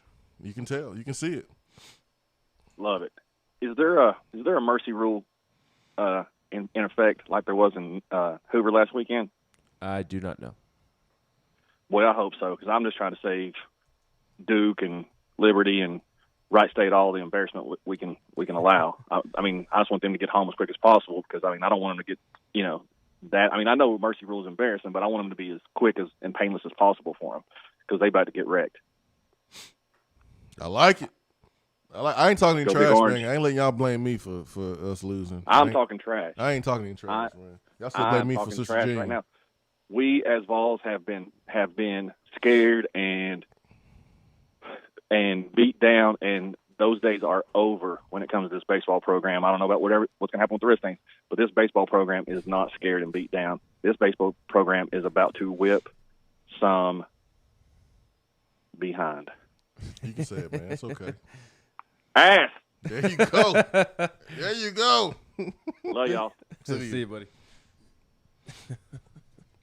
Man, when you found out that A-Rod said loosey goosey, it was like my kid when I told them that they said, I don't like meat. I don't like no. I don't like cows. I don't want to eat cows. Cows are cute. I don't want to eat cows. Just had a burger. Just had a steak.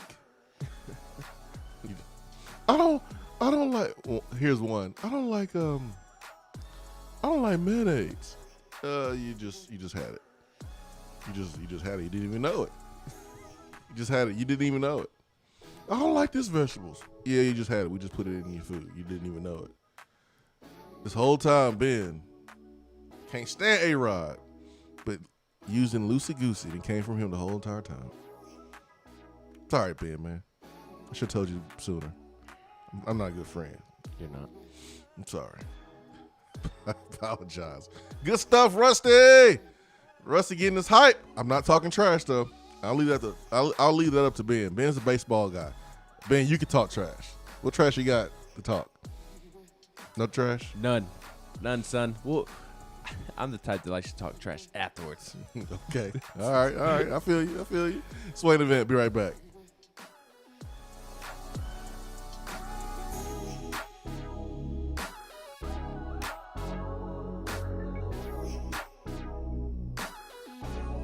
I'm Vince Moore, wide receiver, VFL 1991, and you're listening to the Swain Event. Out-of-town law firms have been swarming into East Tennessee lately. Firms from Memphis, Chattanooga, and Birmingham have stormed into the area. Wouldn't you rather do business with a local law firm? You know, a true neighbor. Marcos Garza and the pros at the Garza Law Firm are just that. They are our neighbors and friends that support local causes year-round. The Garza Law Firm works to serve you professionally on criminal matters, injuries and accident matters, and Social Security and disability filings. The Garza Law Firm is here for you at garzalaw.com. The Garza Law Firm. Let us help. Top 100 barbecue restaurant Dead End Barbecue is a no-brainer when you are craving the smoky flavor of quality Q. Dead End makes it easy to enjoy their fantastic menu with online ordering from Chow Now for pickup. Or if you don't feel like leaving the house, then have Dead End Barbecue delivered right to your door by Loco Knoxville or Bite Squad. Cheer on your favorite team with the best barbecue around. Check them out online at deadendbbq.com. Dead End Barbecue. The search is over.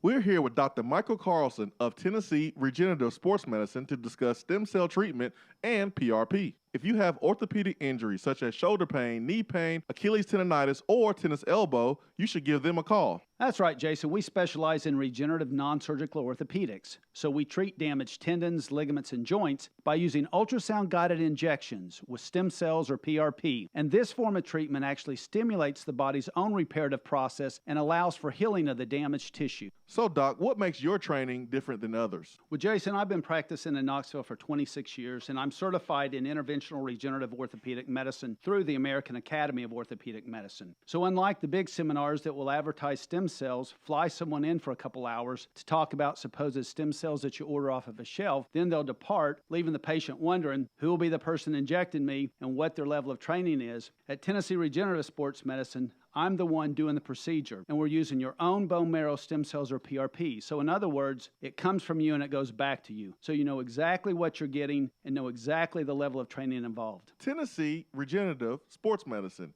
trsportsmedicine.com. East Tennessee's leader in PRP and stem cell therapy. If you're coming to Knoxville and need a place to stay, do yourself a favor and book a room at Hampton Inn Paper Mill, also known as the Hampton on the Hill. This award-winning property is literally in the top 5% of all Hampton Inn properties. The GM, Stephen Lawrence, is a good old local boy who grew up in the business around Knoxville. He and his staff are always available, always willing to help, and will go above and beyond for their guests. The newest Hampton Inn in Knoxville has clean, affordable rooms, flat screens, fridges, and microwaves in every room. Plus, breakfast is included in every rate. Not to mention, there's also a pool and fitness center on site. If it wasn't so close to amazing restaurants, bars, and shopping, you would never want to leave. At only 6 miles from campus, you're still right in where the big orange action is. Go to hamptoninn.com, search Knoxville, and book your room at the Hampton Inn Paper Mill, or call 865-693-5400. When I made the move to my own studio, I was worried about this. I was worried about that. I was worried about, hey, did I get this piece of equipment? Did I get that piece of equipment? Does that sound good? Does that not sound good? One thing I didn't have to worry about, that was office furniture, because Office Furniture Outfitters met my furniture needs. With a 50,000 square foot facility, they have East Tennessee's largest selection and are the best value for new and used office furniture. Located in Knoxville, it's easy to find everything you need for your new space, including desks, file cabinets, chairs, conference tables, and more. Office Furniture Outfitters is turnkey. They came to my place, we mapped everything out that was needed, they delivered, and get this, set everything up. To learn more about what Office Furniture Outfitters can do for you, log on to ofonox.com. That's ofonox.com. JC's Tree and Landscaping Service specializes in quality tree work done at an affordable price. Trimming and removing trees are their specialty. They also offer other services like land clearing, stump grinding, crane services, and all of your basic landscaping needs for both commercial and residential. JC's will give you a free estimate and beat any written quote by a competitor to guarantee that you get the lowest price around. Don't risk your land with a fly-by-night service. JC's Tree and Landscaping is licensed and insured. Give them a call at 865-599-3799.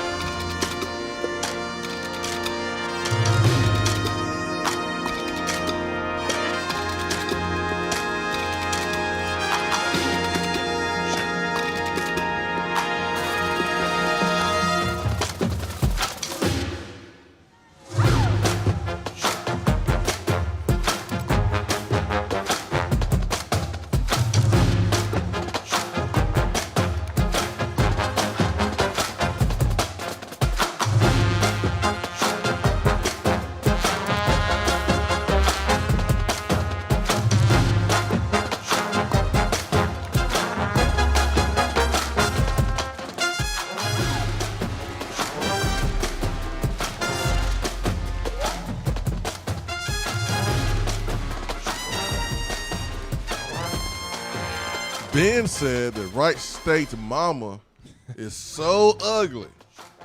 It's time for Around the SEC here at the Swain Event. What we got, Ben? Some good news and some bad news. Ah, man, ain't no bad news, man. We all the good news now, Tennessee, baby. I don't believe it. It's no bad news. What we got? The SEC announced it will allow immediate eligibility for interconference transfers following a vote yesterday by the SEC's presidents and chancellors.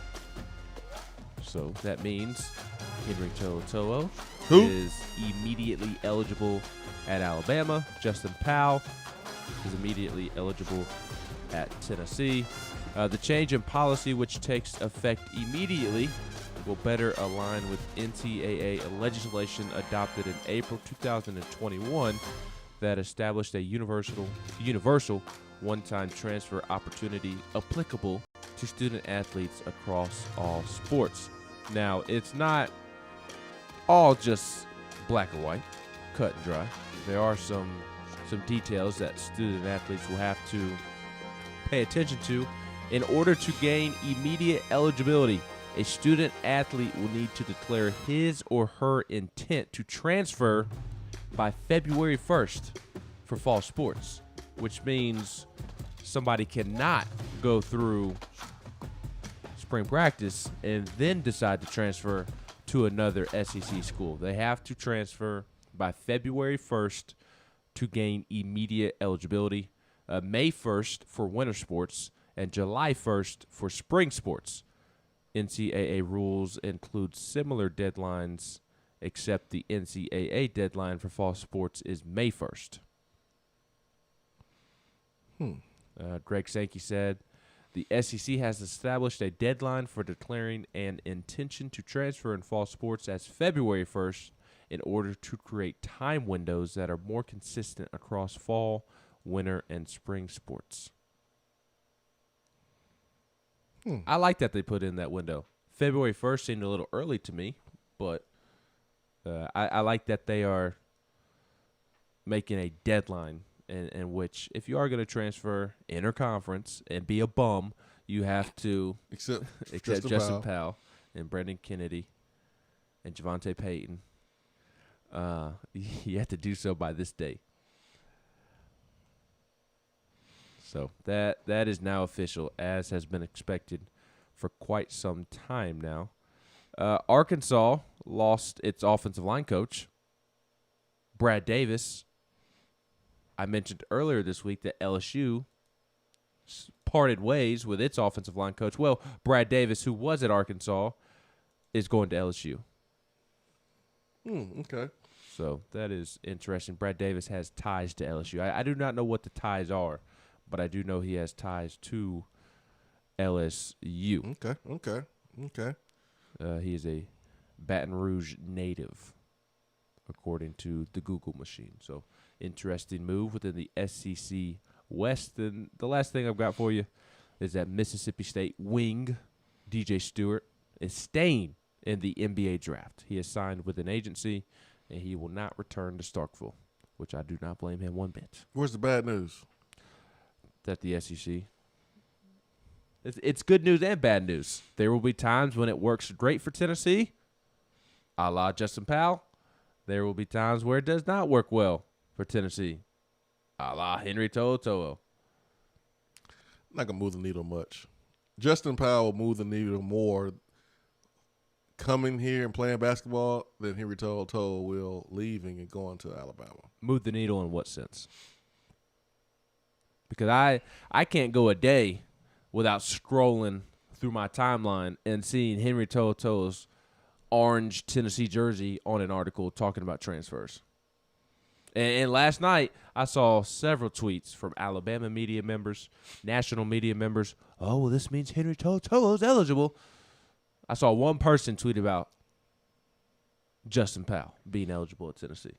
Move the needle as far as impact on the playing surface. You know, I don't care about the hype and, you know, who's trying to get clicks and all that stuff. But as far as on the playing surface impact, Justin Powell will have a bigger impact than Henry To'oTo'o will for Alabama. This year, for sure. For sure.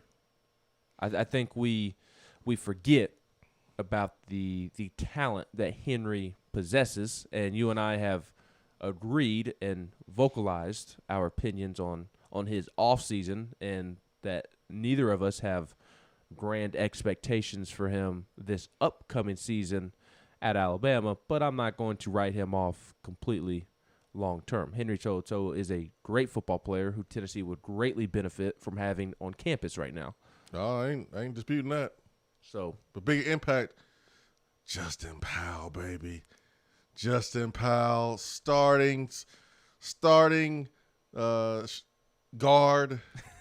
I don't know if he's played 2 or 1 or whatever, 3, whatever. I think he played 2. But Justin Powell, starting guard from some place in Kentucky.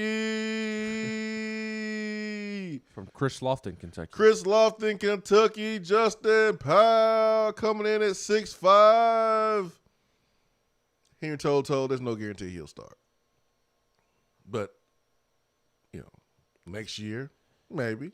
But this year, oh yeah, Justin Powell's gonna have a bigger impact for Tennessee on the court or field than Henry will at Alabama. Yeah, this year. But Henry's probably gonna play a good chunk of years in the league as well one day. I don't see it. You did 2 years ago. No, I didn't. Really, as a freshman, you were saying that Henry To'oTo'o wasn't going to be playing in the NFL for a long time? Was he better as a freshman or sophomore? He was better as a freshman. Okay. But I think my point in what I am saying in all this, because I think you and others are writing off Henry To'oTo'o because of the poor year that he had last year, that I think was due to circumstances more than his ability. And again, as I mentioned a moment ago, you factor in the poor sophomore season with the off-season plan that does not make sense given what he needed to improve on, and don't see how you address that working out at home. But I think he's going to regain form after a year or so in Alabama's program and make some noise next year and go off to the league. I think he will regain. My point is, I think he will regain his. I think it's more likely he regains his freshman year form than he continues on his sophomore year form. That's my opinion. Okay. I think his ability, his lack of quickness in space, his lack of athleticism in space, is the reason why him, along with Kavaris Crouch, was getting torched in the passing game, and that's something that he was going to have to improve on, whether he's wearing orange or crimson or not, if he wants to play at the next level. And so that decreased from his freshman year to his sophomore year, even though he lost some weight. He had a good game against South Carolina, who, by the way, that play was probably made by your boy, Alante Taylor, baby. Hitting that receiver on the outside, Look, Jimmy. You hate Henry To'oTo'o. It's okay. You can No, admit I don't it. hate you him. dislike Henry To'oTo'o. No, I don't. You can admit it. No, I don't. I just love how we went from, he's a 3-year player. Oh, he could be a first-round pick. And now it's, he may not even play in the NFL. Ben. And I'm not speaking We were to talking you. about that I'm after not his freshman speaking year to because he you. had a good freshman year. He fell off. He took a step back. So your opinion changes when the circumstances change, when the information changes. It so does. yeah, you have a player come in as a freshman and he balls out, and then he takes a big step back in his sophomore season. You better change your opinion. Yeah, it's just I'm not changing it that drastically because I may prove to be wrong on this, but I think circumstances that he was dealing with a fake inside linebackers coach had more to do with his lack of development last season than him personally. I expect him again to regain freshman form. I'm done with this conversation. I don't want to take up for Henry To'oTo'o because I hate that he jumped from. I hate that he went from Tennessee to Alabama. So I'm not going to continue to take up for him. My point is I think he will regain his freshman year form. And last year was a bad year for him. I agree. But I think circumstances had more to do with his bad season than his ability as a football player. Remember yesterday we had the odds were stacked against him last year. I get you. I remember last show yesterday we had a conversation about, players getting in trouble and getting second chances, and may not be a second chance at the school you got in trouble at, but a second chance. We're talking about Kayvon Bennett, getting a second chance at Arkansas State. How it was pretty quick, and maybe it was a little slap on the wrist according to Chip Payne. Maybe we got some players that reinstated this summer a couple days ago who got in trouble. It was suspended for the spring, and they're back. I think I found a player that will not be getting a second chance anytime soon, and that player is Virginia Tech's freshman linebacker. I want to say his name is Uzi. His name does not deserve to be pronounced correctly. Utui. Oh, I just listen. I don't want him mad at me because he has been arrested and charged with second-degree murder, and is held without bond, according to Blacksburg Police Department. Blacksburg Police Department said it responded to a welfare check at 10:30 p.m. and found a deceased male victim. Detectives determined that a death of a homicide, and arrested the player on Wednesday. He's being held at the Montgomery County Jail. Virginia Tech released a statement saying that he's been immediately suspended from football and team activities and from the university.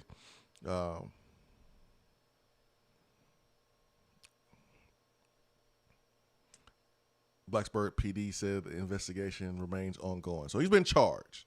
He's been charged. So you know what they say, man. Innocent until proven guilty. But man, whew.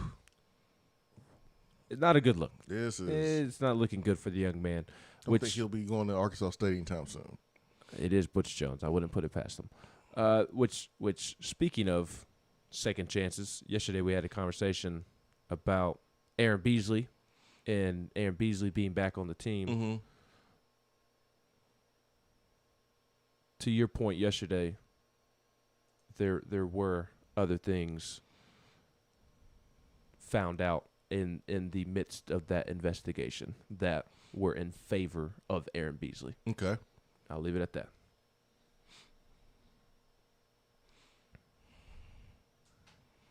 I suppose just take that and just. Well, I figured you can put context clues together. I'll dig on that a little bit. But thanks for sharing that. Some other information. Thanks for sharing that. I think that came out in Aaron Beasley's favor. Or was found in Aaron Beasley's favor. So you think the folks that want to kick Aaron Beasley off the team, based on an article here and there, you think those people need to pump the brakes? I mean, it goes back to personal opinion and self-conviction. But in my opinion, I do think Aaron Beasley deserves a second chance. Okay. See that, Ben? Different information, different opinion, Ben. Because you didn't have that yesterday. Nope. There you go. You know what, Ben? That's growth. That's being the bigger person, Ben. I'm proud of you, man. Sometimes it ain't about being right. It's about being right. You get what I'm saying there? Mm-hmm. And that doesn't mean that Aaron Beasley did not deserve to be punished, because he was just not completely innocent. I just don't know if the incident was as extreme as it may have appeared. Gotcha. Vossor said that person that accused him wasn't even there. I hate when this happens, when it's like in the middle of a conversation, this gets dropped, because then like I have to like wait to the break to text some folks to kind of get some more context. But it's all good. It's all good. We got time. Got a whole another hour. Brandon Luckett says, man, Bama Ben seems real excited about Henry playing for the Crimson Tide, LOL. That's why Ben caught himself, because he knew Brandon was going to do this. He knew y'all was going to do this. He realized, like, oh, I need to stop. I need to stop this with this debate, because this is turning into me defending Henry To'oTo'o, and people are going to try to call me Bama Ben. I've already got my Henry To'oTo'o Bama jersey ordered. I mean, you already got a master's degree from Vanderbilt, so That's you might as well add Henry To'oTo'o 11 jersey. Vander Bama Ben. Mm-hmm. You know, I root for for Alabama football when it's football season, and then Vanderbilt baseball when it's baseball season. Let me go back to this text box. Tina R says, wear all your baseball shirts. Go Vols. Oh, mine's upstairs. Don't worry, I got it. I'm going to put it on. At 9 o'clock? I'm put it on for hour 3. I did the same thing last weekend. I put on the cream, not Bama, but the cream Tennessee jersey at hour number 3. Yeah. Timeout. You're not allowed to support this baseball team because you are bad luck.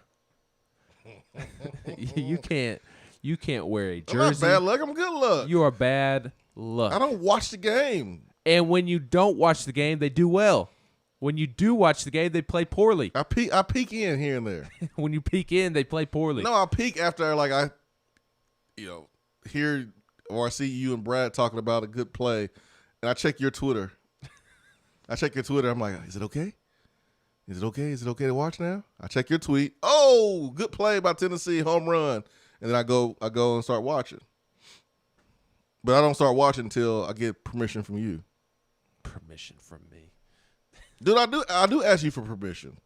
You asked me once, and then you started watching, and something went wrong. I think I am bad luck. You are bad luck. Same with the basketball team. Same with the baseball team. Maybe you're the reason Tennessee football has been the way that it has been for the last decade. You know, everybody likes to blame Ainge for the interceptions that he threw against LSU in the SEC championship, or at least Gary Danielson does. I was in Atlanta, but I was at a. But you were I was at a bar around the corner. Teammate associated with him. Maybe you were the reason Ainge hit his head on the goalpost at LSU. I wasn't even in the game when that play. But you were in the stadium. Just your presence, you're like a voodoo doll. Like you just inflict bad luck onto him in that particular moment. And then you inflict bad luck onto him in the SEC championship game. That's his damn fault. Throw it to the guys in orange. That ain't my fault. That led to the interceptions in the SEC championship game, which in turn led to the spiral of Tennessee football out of control. You ain't putting that on me. It's all your fault. No, you are a curse. No, I'm not. Now, baseball, I'll give you. And basketball. Not for basketball. No. And basketball. No, it ain't my fault Kyle Alexander's body wasn't acting right. That wasn't my fault. It is your fault that the team, even without Kyle Alexander, played poorly because you were I was in Knoxville, man. I was in Knoxville. Trash talking Sister Jean, and the good Lord did not approve. So that was his punishment for you. Listen, Jesus loves me too. He don't just love Sister Jean, all right? He loves me too. I still sing the song from Bible school. I still sing it to this day. So he loves me too. He ain't gonna make me believe that he just loves Sister Jean. I'm not bad luck for basketball or football. Baseball, ooh, you are bad luck. That might be debatable. I think me watching the game or not really affects the outcome. I'm starting to believe it really does. And I don't know that we should test or tempt fate today. I'm watching the game. Wright State is not the team to tempt fate with. I haven't talked any trash, man. You didn't talk any trash last week. He's playing Arkansas, the number 1 team in the country. I'm talking about the Bama game. I did watch the Bama game. Did you have on your Buck Fama shirt that morning? I think you did. Yeah. I try to wear as much as possible. It literally is the first shirt I put on when I do laundry. So you know how you get the fresh basket of clothes out of the dryer? Mm-hmm. It's the first T-shirt I pull out every time. It's your favorite T-shirt? It's my favorite T-shirt. So I think we should do reverse psychology here. And it's dirty right now. You're allowed to watch the game, but you cannot trash talk Wright State. I'm not. And what was the other one I was going to say? You can't trash talk Wright State. That's pretty much the gist of it. That's easy. Or you can't wear anything Tennessee until the game starts. No. You're not doing it right now anyways. I'm about to change right now, just like I did last week. That's when you bring the bad luck on. You can't wear anything Tennessee, and you can't trash talk Wright State. We need to test it. If that works, then that's the route you go from now on so you can watch games. Vol fans, I can watch replay. Come on, man. I ain't going to watch the replay. That's boring. Hour 3 coming up. Can't call in? Don't feel bad. You can talk to the guys on the text box. It's part of the free Swain Event app. More and more Tennessee businesses are switching to Iris Networks for reliable, local, high-quality, high-speed business fiber internet. Iris provides direct internet access from 10 megs to 10 gigs with no payments for 90 days. Iris also offers next-generation business phones with work-from-anywhere capability from the mobile or laptop app. With local sales, support, and service, Iris is a partner in the community. Learn more at irisnetworkusa.com or call 865-448-IRIS. Iris Networks, a Tennessee business connecting Tennessee businesses. Guys, your health right now is more important than ever. I recommend Low T Center. That's where I get my levels checked. It all starts with the annual wellness exam where they do a comprehensive health assessment exclusively for men, making it quick and easy to take care of your health. And now they offer monitored self-inject at-home testosterone treatment. Most insurance is accepted. Go to lowtcenter.com now to book your appointment and make your health a priority. Low T Center, reinventing men's healthcare. It's a new season, which means it's time to rep your team in new ways with gear from Game Time Sidekicks. Rep the Vols with every sip with a new tie-dye tumbler or bottle. They also have a new NFL Players Association product line, so you can support your favorite VFL on Sundays. Want to put your own flair on a tumbler? Game Time Sidekicks has you covered with options to add your own text or even a monogram on the back of your favorite team tumbler. To check out everything that Game Time Sidekicks has to offer, go to GameTimeSidekicks.com. Carry your team with Game Time Sidekicks. Good morning, Swain Event family. As you already know, I'm your go-to realtor when you are considering buying, selling, or investing in East Tennessee real estate. But did you know I can help all of you listeners in other parts of the country? No matter where you're listening from, there's a good chance I have several Keller Williams real estate partners in your area. I've developed relationships with realtors I know I can trust to help you with your needs. So give me a call, Jennifer Morris, Keller Williams Realty, 865-257-7897, or email me at jennifermorris865@gmail.com. I just wanted to come by and congratulate you on the great work you've been doing. I like your style. You remind me of a young me. Failure is not an option. That boy is good. Hoes, remind yourself, nobody built like you. You design yourself. Attaboy. Attaboy is brought to you by Made in Tennessee Business Fiber Internet from Iris Networks. Find business solutions for you at irisnetworksusa.com.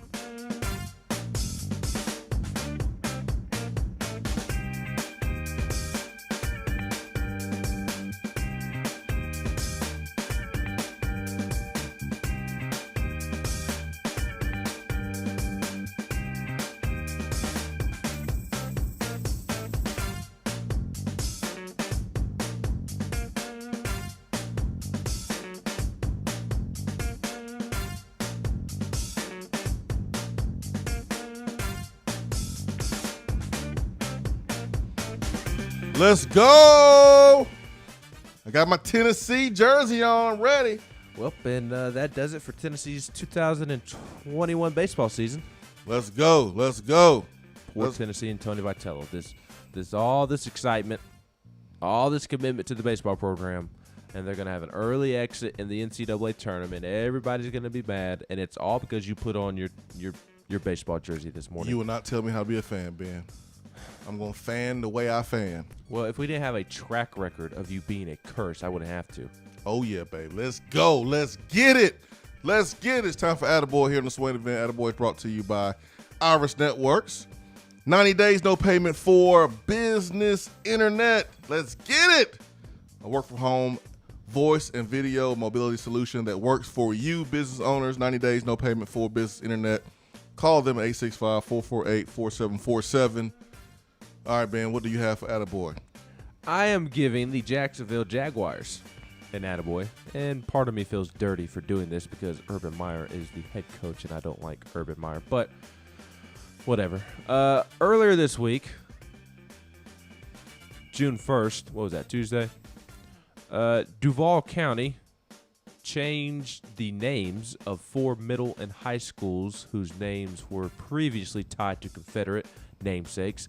That's not the attaboy, so don't start tweeting at me or sending me emails or Swain emails or putting on the text box. I love it. The attaboy is for the Jaguars because they announced that they will provide new uniforms for kids in all girls and boys sports at all 4 schools in the fall. So the Jaguars doing some good there in the Jacksonville area and Duval. And then I also have to give an attaboy to Jake Rucker. Oh, yeah. I'm sure you saw Wes Rucker tweet about Team Rucker. Did he do it again? I'm sure he did. Oh, my gosh. I got to talk to him about that. But Jake Rucker has been named an All-American by Collegiate Baseball. He is a 3rd-team All-American by Collegiate Baseball newspaper. He's been one of the top hitters in the SEC this season while having a career year for the Big Orange, leading the team and ranking 2nd in the conference with 81 hits. Rucker also leads the league with 18 doubles, ranks 3rd on the team with 50 RBIs, and has 22 multi-hit games. He did it? He did it. Hashtag Team Rucker. He did it or didn't? He did do it. He did tweet about Team Come Rucker. on, Wes. Team Rucker. I did notice that when Jake Rucker makes an error from time to time, Wes does not tweet Team Rucker.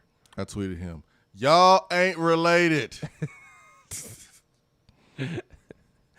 But Jake Rucker, 22 multi-hit games, had a 16-game hitting streak at one point, set career highs in runs, hits, doubles, triples, home runs, RBIs, walks, total bases, and stolen bases this season. He was an All-SEC first-team selection at 3rd base, and he is a 3rd-team All-American.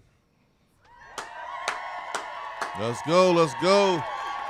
Jake Rucker, no relation or affiliation with Wes Rucker. You know the cool thing about Jake Rucker? He's not related or affiliated with Wes Rucker? He's a Yankees fan.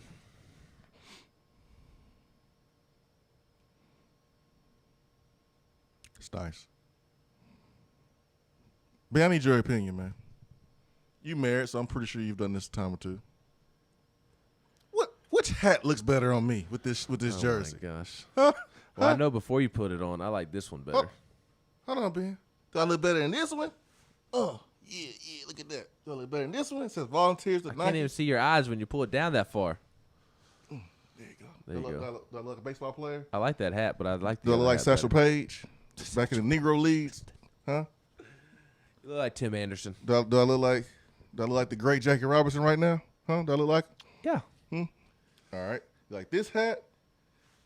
Or do you like, damn, I'm dropping all kinds of stuff. Do you like this hat? Ooh. That one. There you go. Do I look like a baseball player? Now you look like a baseball player. You know you got to have somewhat of the flat bill. Quick, somebody give me some dip. Some dip. Give me some sunflower seeds or some dip or something. I'm ready to go. Or the Big League bubble gum. I'll take that too. Big League bubblegum is where it is at. You're a sunflower seed guy, right? I look corny, man, with this hat on. You don't look corny. Yes, I do. I do like a baseball player, though. Somebody give me a mitt. A mitt? You mean a glove? No, a mitt. I like saying mitt. Give me a mitt. Thanks for your help, Ben. You should have said, Swain, you look good in any hat. But you don't. Whatever. Would you like to hear D1 Baseball's breakdown of the Knoxville Regional? I do. They went through and gave out some superlatives for the regional. The most exciting player in the regional is Max Ferguson, Tennessee's second baseman. The best hitter is Tyler Black, a second baseman for Wright State. You know, I never heard that name before. He's not on Tennessee. Nope, he plays for Wright State, hitting .374, 10 home runs. It says that he's one of the top second base prospects in the draft class, has a sound approach at the plate, complete with strike zone awareness and a penchant for barreling the baseball. If I say, just keep your mouth shut. If I say that they pitch underhand in that conference, is that trash talk? Yes. All right, I'll be quiet. You throw like a girl. I'll be quiet. That would have been the old school Sandlot trash talk. Was that the Horizon League? Yes. They throw underhanded in the Horizon League. That's considered trash talk? I guess that is the new way of saying you throw like a girl because softball players throw underhanded. I know one thing. Some of the pictures from the softball girls, I don't think I would be able to hit them. No. People don't realize how hard it is to hit a softball. I know nobody hitting Monica Abbott. No, not at all. The best defensive player in the Knoxville Regional is Cam Locklear. That's not a Tennessee name. A shortstop from Liberty. He was the Atlantic Sun Defensive Player of the Year. Says that he can really flash the leather. He moves well to either side with fluid athletic movements and has an advanced internal clock. Tennessee shortstop Liam Spence gets an honorable mention here. Flash the leather. I know one thing Cam Locklear isn't. He isn't an Aussie like Liam Spence. Man, you're talking trash. Don't do it. I'm allowed to do it. Unlike you, I'm not bad luck. The best pitcher is Trevor from Liberty. Just sound it out, Ben. It's okay. Well, say it fast. Delady. That sounds right. He pitches for Liberty, a transfer from Maine, 6-foot lefty, the best arm for Liberty, and took home the A-Sun Pitcher of the Year honors after leading the conference in wins. Who's he play for? Liberty. Trash. Hugh Freeze. He's not Tennessee. Had 11 wins, finished second in ERA, has an ERA of 1.98. That's pretty good. And third in strikeouts with 83. That's pretty good. Who is the X factor for the regional? Oh, somebody Tennessee. Duke. Oh. Is it a cop-out to pick an entire team as an X factor? Perhaps, but the Blue Devils enter the tournament as one of the hotter teams in the field, winning 14 of 16 over the last month. The best starting rotation, Tennessee. There we go. Even without Jackson Lee, have been consistently solid all season, eating innings and putting the Vols in a position to win. The best bullpen, Tennessee. There we go. Says the Vols have an embarrassment of riches in the bullpen. 3 more. The best offensive team, Wright State. Says that the Raiders have one of the most potent offenses in the tournament, leading the country in all 3 slash categories, which is batting average, on-base percentage, and slugging percentage. I ain't gonna say nothing. Runs per game and doubles per game. That's good. That's good for them. The best defensive team is Liberty. The Flames have the second best fielding percentage in the country, trailing only Notre Dame. Oh, let these Flames are. They're going to flame out this weekend. The last one I got for you, the number 1 seed win probability. So the chances that the number 1 seed in the regional, a.k.a. Tennessee, wins this weekend. 99.9%. Give it to me. It's on a scale of 1 to 10. 9.9. Give it to me. 6. Oh, that's not. I don't like that. The Vols are indeed one of the best teams in the country and earned the number 3 national seed, but the committee didn't do them any favors with this draw. And that sentence really made me mad.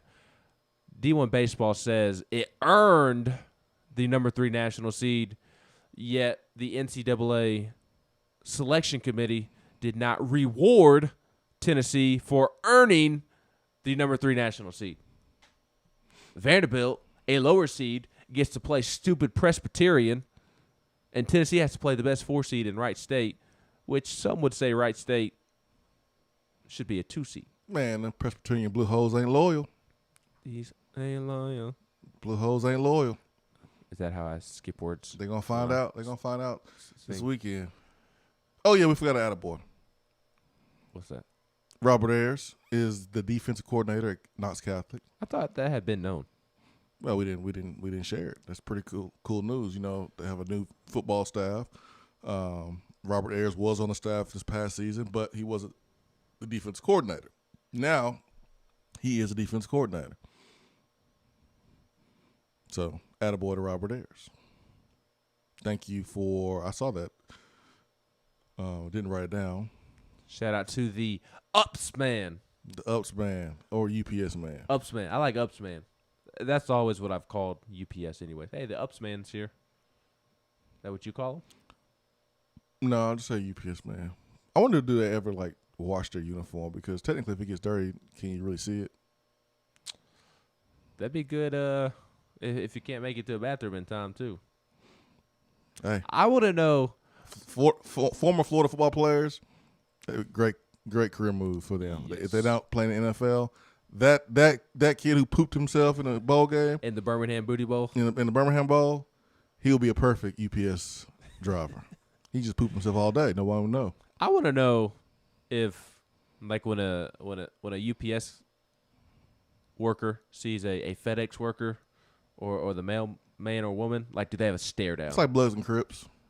You on my block, fool? It's like the end of Anchorman. Yep, it's like that. It's my block. It's my block.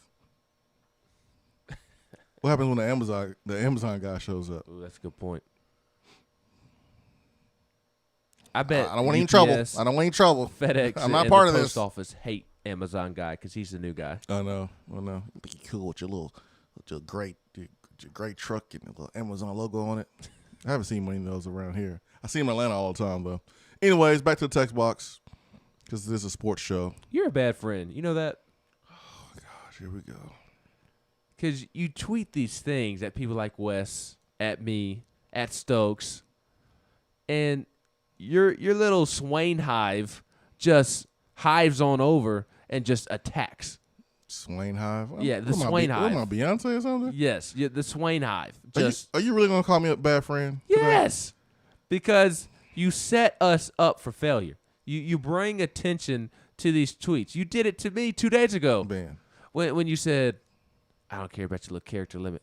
He's a former baseball. I told you, stop calling people former Vols. He technically is a former Vol. No, he's not. And also, I didn't have any room in the tweet. You and I literally talked about character limit. I don't care. Before I left You're that a day. journalism major. Figure it out.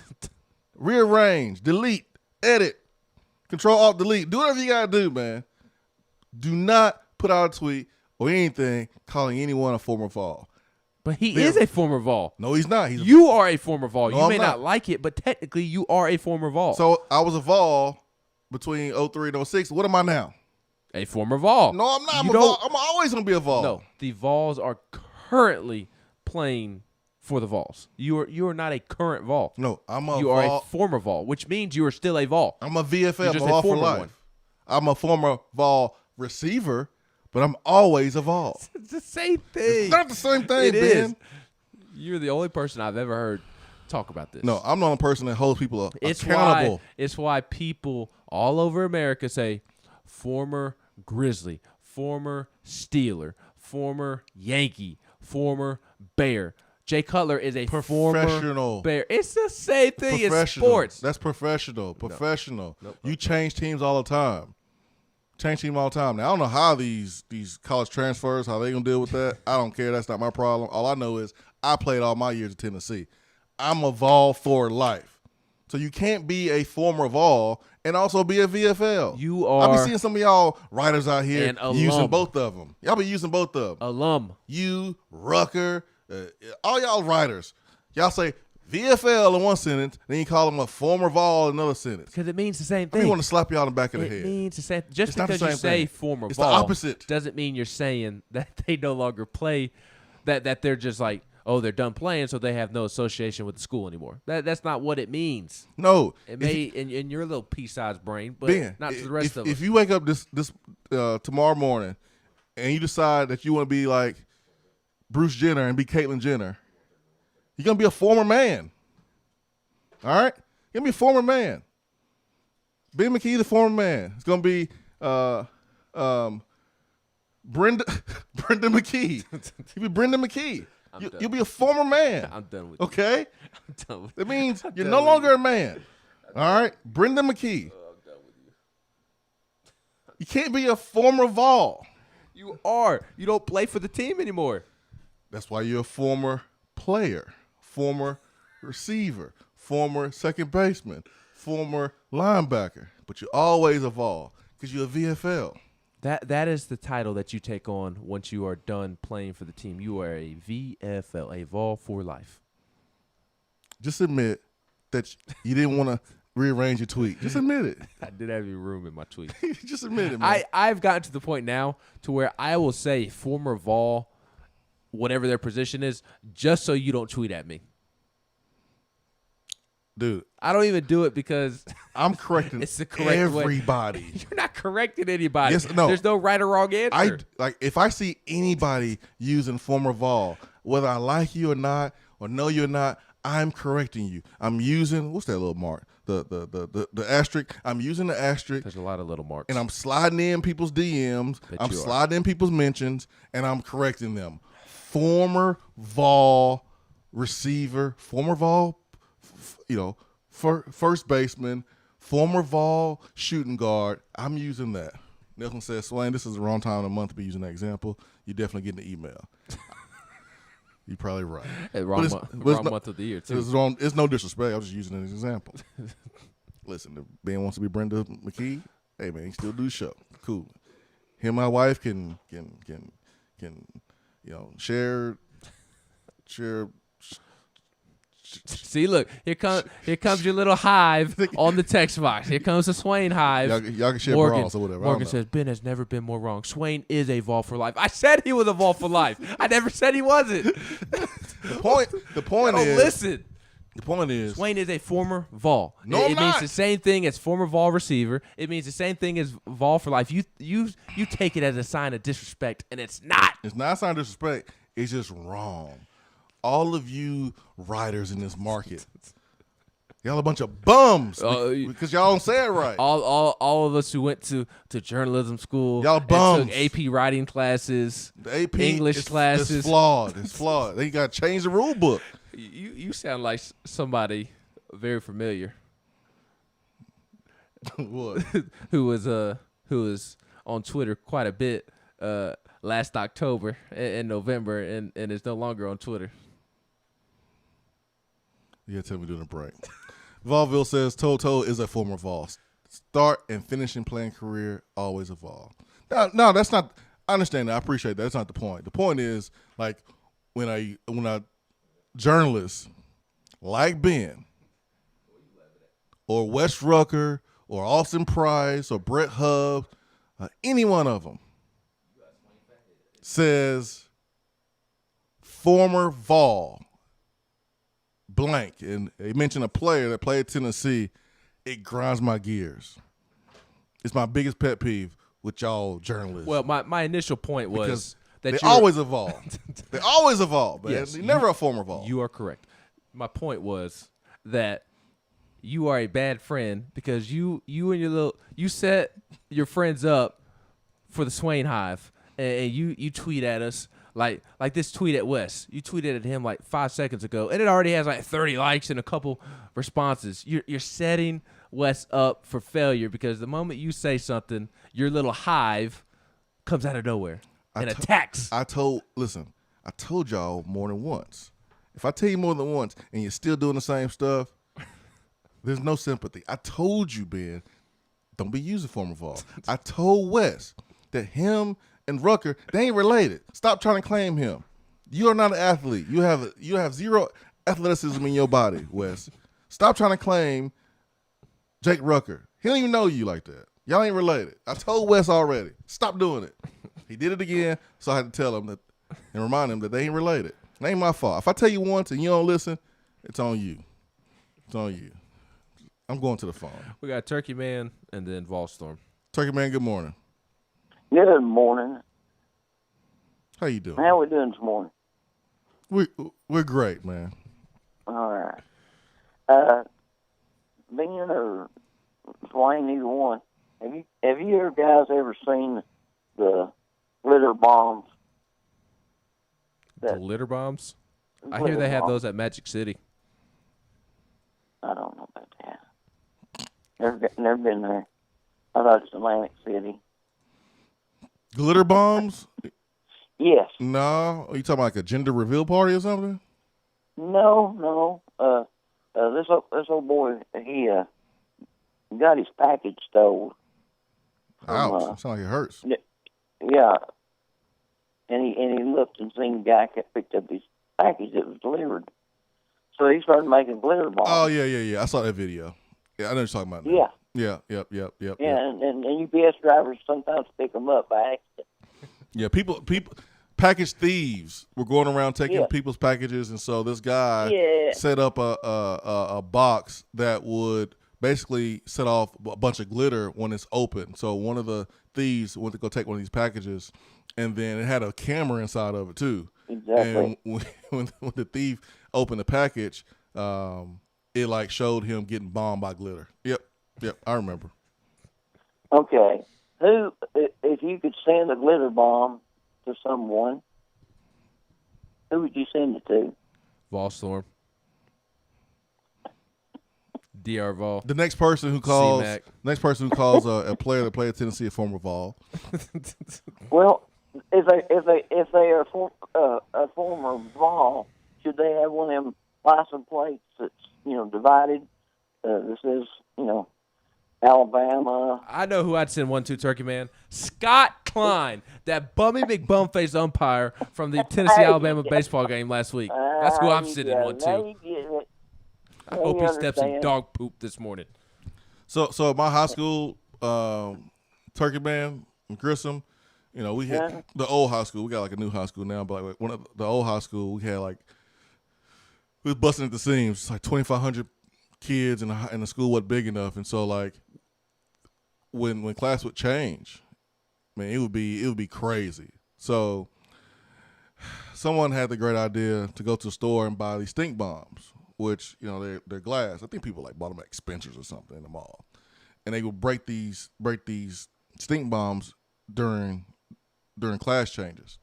I think instead of a glitter bomb, that you somehow, some way, send him just a big old thing of poop, and then when he opens up, it starts burning. Like, just automatically just catches fire and starts burning right there, right there in his lap. That's what you need to do. Just got that old boy that did that also sends that too.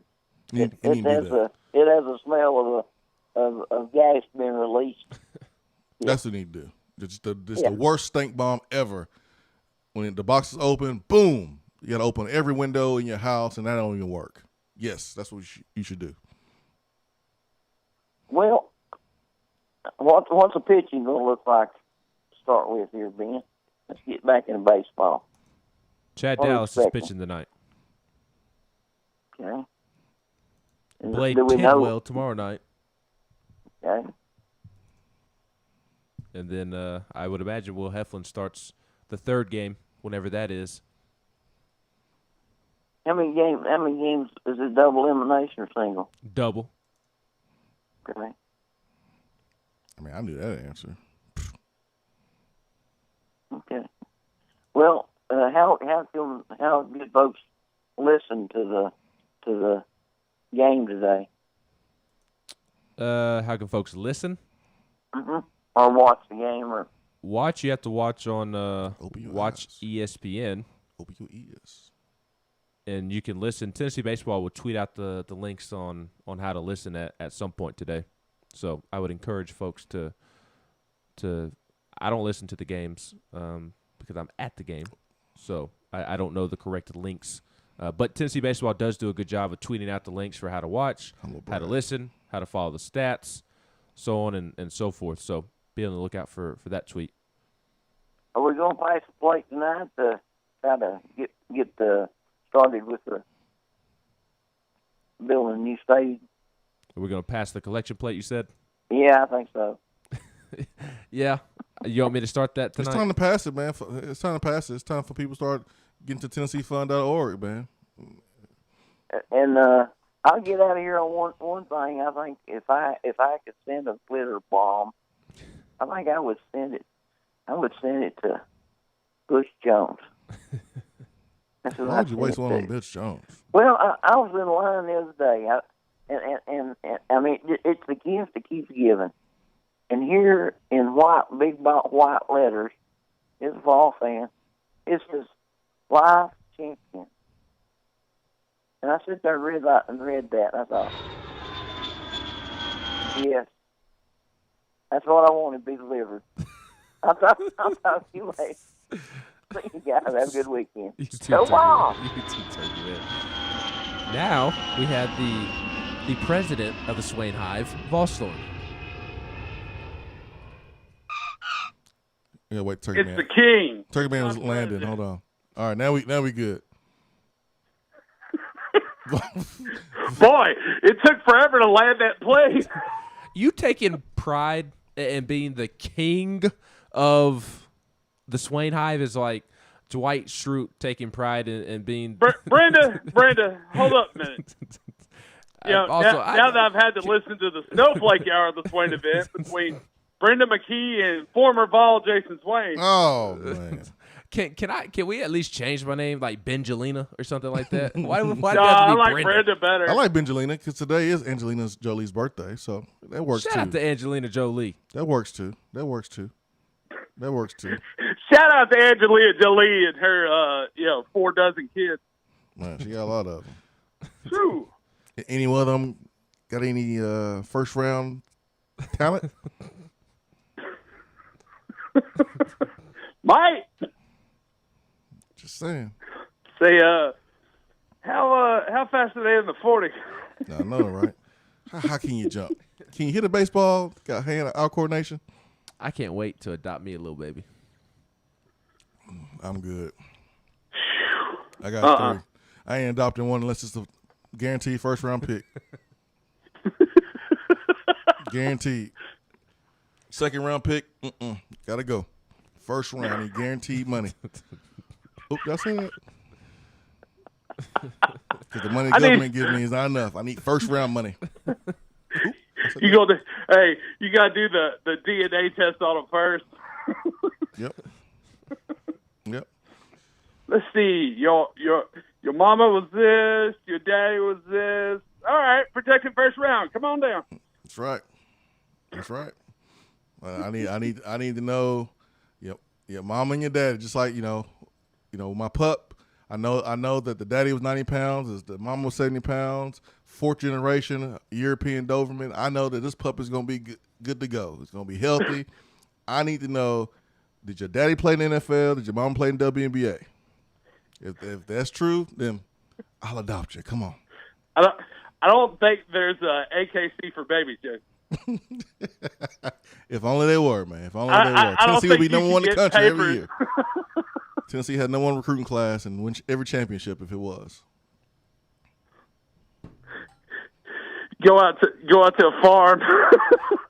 Yeah, I'll take that one. All right, that's enough, man. We're gonna get canceled. You talk about me in Snowflake Hour. You and we're gonna get canceled. You want me to continue? We're gonna get canceled. Be quiet. Yeah, come on.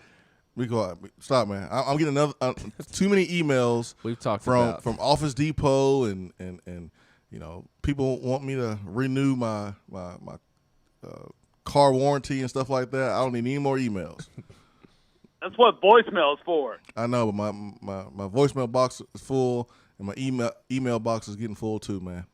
I'm running out of Google space. I don't want to buy any more space. So no more if you emails. quit letting Ben look at those sites on your computer, you wouldn't get all those emails.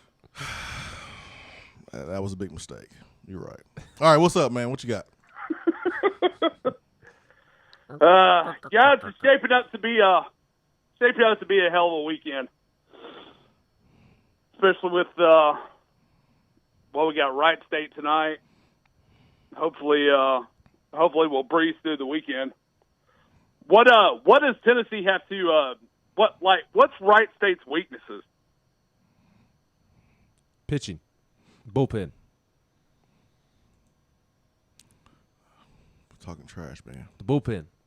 We're not talking trash. We're talking about team's weakness. That's borderline trash talk. We're being analytical. Yes. Unlike you and Sister Jean. And the long list of others. Good point. Their bullpen. I don't know that it's a bona fide weakness per se, but just looking at it on the stat sheet, they don't have a ton of guys that it appears it can rely on. So if Tennessee can run their starter for the game early on, that would be big because it doesn't look like again they have many bullpen options, and some of the bullpen options that I see is a freshman, a sophomore, a redshirt sophomore, a sophomore, redshirt freshman. So a lot of young guys. Another redshirt sophomore, a lot of young guys in that bullpen. So I don't know if it's like a bona fide weakness per se, but it's definitely the weakest part of their team. Didn't Tennessee already play them this season? Played them last season. They were the last season. Okay. The last series before COVID hit, the last series before conference play, and Wright State took 2 out of 3. Gotta keep your head on swivel. Guys, before I go, Jason, make sure you, Jason. Make sure you don't, turn on the TV or wear your Tennessee stuff. We'd actually like to win this weekend. See you, boys! I will not be bullied into how to be a fan. I'm going to be a fan just like everybody else. While the other guys Simple as that. Simple as that. Simple as that. The other McKee on the text box says, Swain looking for his Michael Orr. You dang right. You dang right. You wait till I find me a Michael Orr. I'm telling him that Alabama has all the skeletons under the stadium. That's what I'm telling him.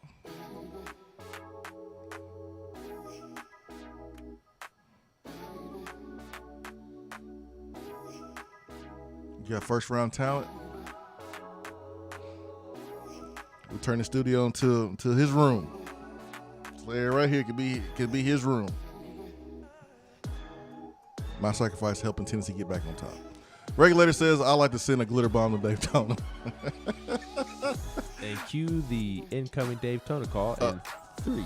Dave Tona definitely called it. He heard his name. Yep. His ears perked up like a rabbit. What? Say my name? I'm calling in. Where's my cell phone? You get that reference? No. Hour 3. Oh, no. We're not going to break yet. Mr. Incredibles. Where's my super suit? The Frozo. Have you ever seen The Incredibles? I have. I haven't seen enough to remember all the lines. Well, I know you remember the tall, skinny black dude, the Frozone. I remember him. Yeah, exactly. And he would yell, "Honey, where's my super suit?" I remember. Like when it was time to go. Get the blue suit. Yeah. And his wife would get the suit for him. So I'm saying, since Daytona's got to call in, now that he heard his name, he's asking his wife where his cell phone is. Where's my cell phone? Daytona got to do a lot more to be able to call. You know, he got to take the big old box out of the closet. It's one of those 1935 cell phones or phones. So it's a whole lot Daytona got to do to actually call it in the show. With the spin dial, you got to put 8. You make that noise. 6, 5, 2. Take Daytona like 5 minutes to call in. Don't let him mess up the last number. Dang it, I got to start all over. Hour 3 coming up.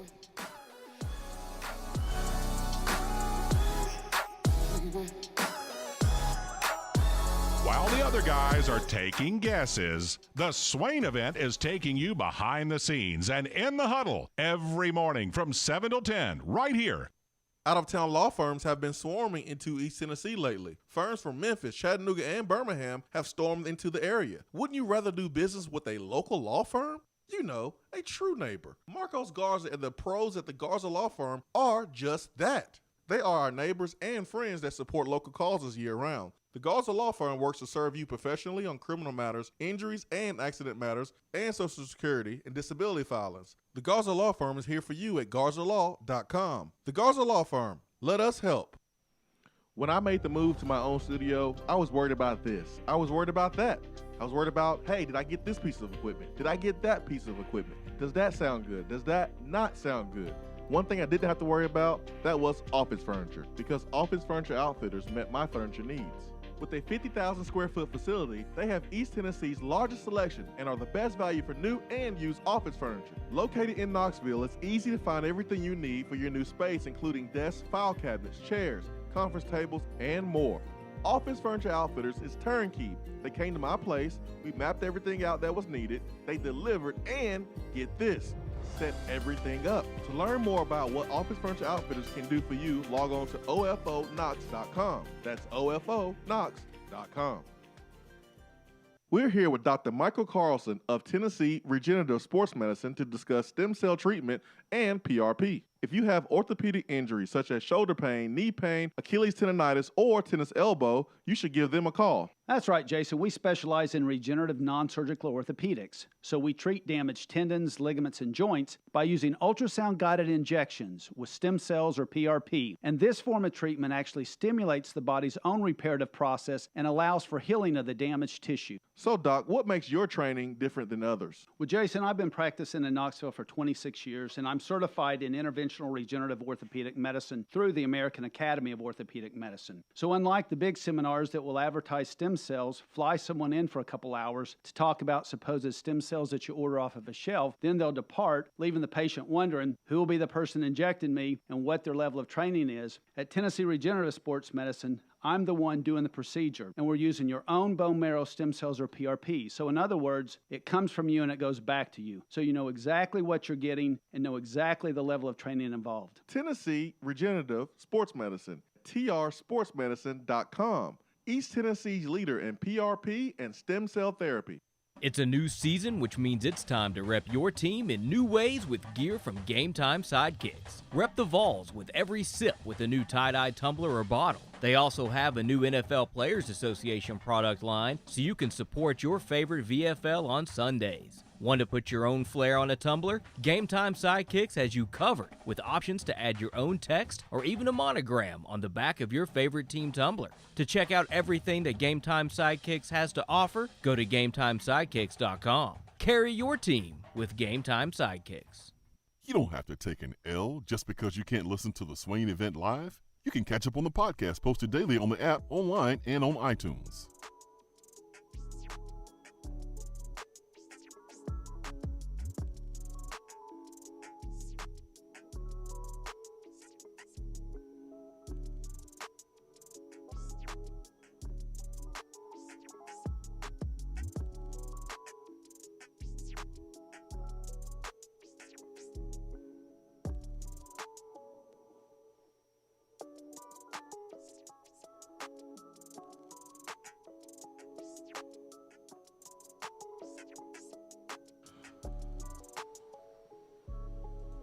Hour 3 here in the Swain Event is brought to you by Low T Center and lowtcenter.com. I don't know. Can you tell it's Friday? It's Friday? Yep. It's Friday. It is Friday. Let's get to the phones this morning. 865-255-03. Who we got? Wes. Wes! Great name. Wes, good morning. What up, guys? What's up, Wes? What's cracking? Everything, man. Everything. It's Friday. Hey, that's what's the popping? best part. Yeah, popping. That's really what I should have said. By the way, Brenda McKee. No, I'm just kidding. I was just using an example. I was just using it as an example. Oh gosh, Ben, how old are you? I'm just curious. I just wanted to. I've got a parallel to draw here. 25.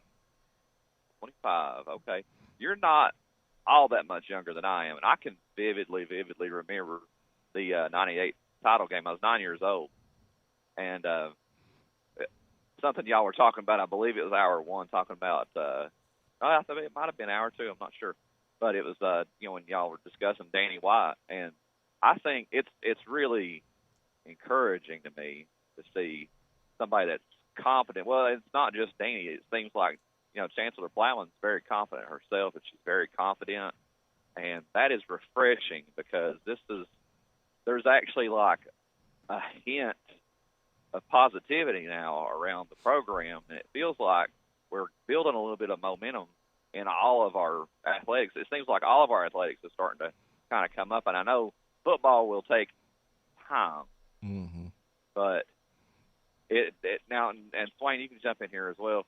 Like, thanks, do you man. see similarities in like the way that we're right? Well, I know baseball is doing great things, and personally, I'm going to call my shot and say we're going to Omaha. So you just might as well pencil that one down. Omaha. But Can we pencil it down or pin it in or Sharpie it in? oh, okay, Sharpie it. There you go. Hey, Peyton's going to be there Sharpie it, if we double go. stamp it. But yeah, Peyton's gonna I be feel there. like we're on the right trajectory, and I wanted to see if you guys felt the same way. I know, we can dream, but how do you guys feel about just the I don't know, I guess the momentum, the general feeling around everything? How does it feel for you guys? Because I'm certainly starting to see a little bit of a culture shift at the at the athletic level, the university level. It seems like everybody's wanting to toe the line finally, and the basketball team's done very well, so I know everything else just needs to follow suit. I think we're on the right track, but I appreciate the time, guys. I'm going to try to call as much as I can, break up all the nonsense. Y'all know I'm just kidding. No, Yes. you're right. Have a good You're right. weekend. You're right. No, you're right. It is nonsense. Tennessee football this year drained me. One way to put it. Like, Tennessee football had me over here thinking about selling vacuum cleaners for a living. They had me thinking about starting my own car washing business, mobile car washing business. I mean, to have to continue to talk about what we were seeing on Saturdays and then the investigation. I tell people, guys that played here, when I talk to them, they're like, man, I don't envy what you do. Because you can always escape. Tennessee fans, former players, you have a job, you have a family, you can always escape. There's no escaping this thing, man, that we do. And I've been patient. I've been doing this a while. Not as long as other folks, obviously, but I've yet to enjoy a season on the football field doing radio where we have maximized our talents and done exactly what we were supposed to do. Yet to see that. And it wears on you, man. It really does. And basketball, I was looking for love in all the wrong places. Ain't that a country music song or something? I'm sure. Every country music song is about beer or love. Looking for love in all fishing, the wrong places. hunting. That's what I was doing. I was looking for love, but it wasn't in the wrong place. I was looking for it in Tennessee basketball. And they were good, but not as good as I wanted them to be, or not as good as we expected. But, man, this Tennessee baseball program and this baseball team, man, they done pumped some life into me. They done pumped some life in the fans. I see it. Like, I can see what they have done to this fan base. And I'm glad Danny White joined the show. It was good to talk to Heupel. But this fan base is so battered and bruised, and even when Danny was like trying to extend an olive branch and trying to, it's like the first time you pet a dog, you put your hand out to let them smell it, and they bite you. That's what Danny did in the fan base, just bit him on the hand. Like, whoa, I'm not. Hey guys, I'm on your team here. I'm trying to be nice here. Hey, I'm not the enemy. I just felt like we was dogs that had been battered and bruised, and Danny got a lot of unwanted backlash, and now, for the first time in a very long time, I'm hearing more optimism about, maybe the administration on the same page. Maybe this is it. I have seen it. Like, I've seen it for weeks and months, but I understand that it's going to take other folks to see examples of competence from our administration. Folks would rip it on the administration like, oh, here we go again, before the firing of Pruitt and all those staff members. And I was saying, wait, guys, they haven't even had a test yet. They're 0-0. How you gonna judge administration when they haven't even had a test to even try to pass or fail? Folks are already down on them, and they haven't had an opportunity. And I'm glad that they have had opportunities and they have shown that they are competent. I'm not saying every step has been perfect. Certainly not.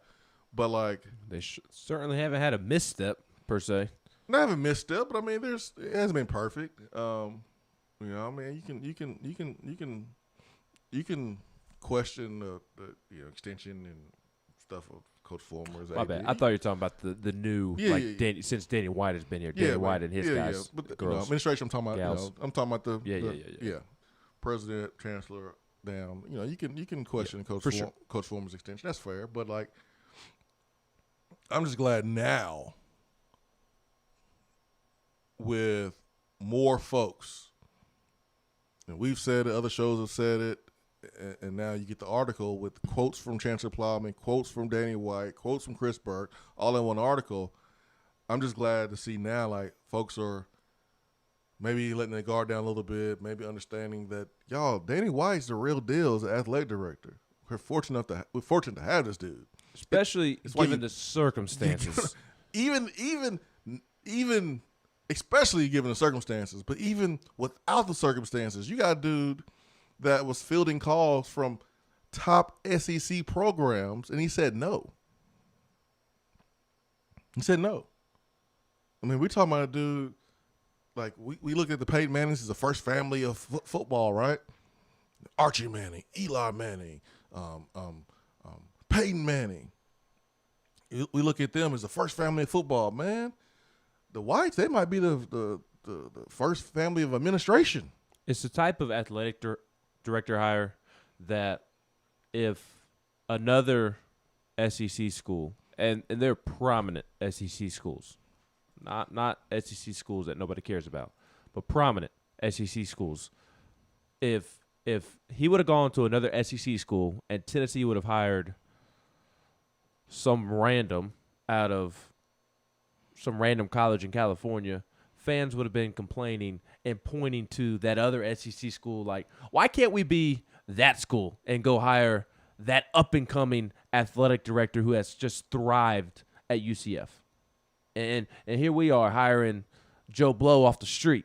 Like, that's the type of hire it is. Like, you would point to him as an example of what you would want if Tennessee had hired somebody else. You know, it's crazy. If Tennessee would have hired like Gerald Harrison, Mark Ingram, Scott Carter, all people with Tennessee ties, and they said the exact same thing that Danny White said, you know, in his press conference starting off, I don't think they get that blowback and bite back because they're part of the circle. They're part of the family. They understand. But Danny got that because he was an outsider. But that's honestly what we needed. We needed an outside, fresh look for someone that took a Central Florida and turned them into an attractive place that had, you know, that fan engagement, that fan experience on another level. No stadiums was rocking. Small stadium size, but the people at those games had fun. And, you know, that's what we needed. We needed a little shot in the arm. So to Wes's point, his phone call, man, I can see it. Like, I can see the energy. You know, I can see the harmony inside of the fan base. I can see it. You don't see people questioning other people's fandom on social media. You ain't a real fan because you this, you that, or you sheep, you this, you that. Like, you ain't seeing that, and that's a good thing, man. I like it when we all getting along and we treat the teams that don't wear orange as enemies instead of ourselves. So, yeah, man, I can see it. And you know, the Danny White, Plowman, Randy Boyd trio, man, it's looking good so far. It's promising, and I hope they are together as long as possible because, man, I see some big things happening inside this athletic program. I really do. And all we need, with our powers combined, I am Captain Planet. All we need is football to get going. Guys, Take over the world. then it's over. Then it's really over. Because now everybody eating. Tony Vitello eating. Rick Barnes ate enough. He full. He don't need nothing else. But like everybody is eating. Everybody. So I'm looking forward to that.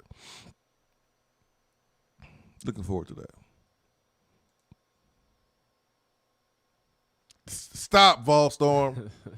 On text box. I ain't gonna let y'all keep this Brenda going. It was just an example. Oh, it's going to. You started it. This is another example of you being a bad friend.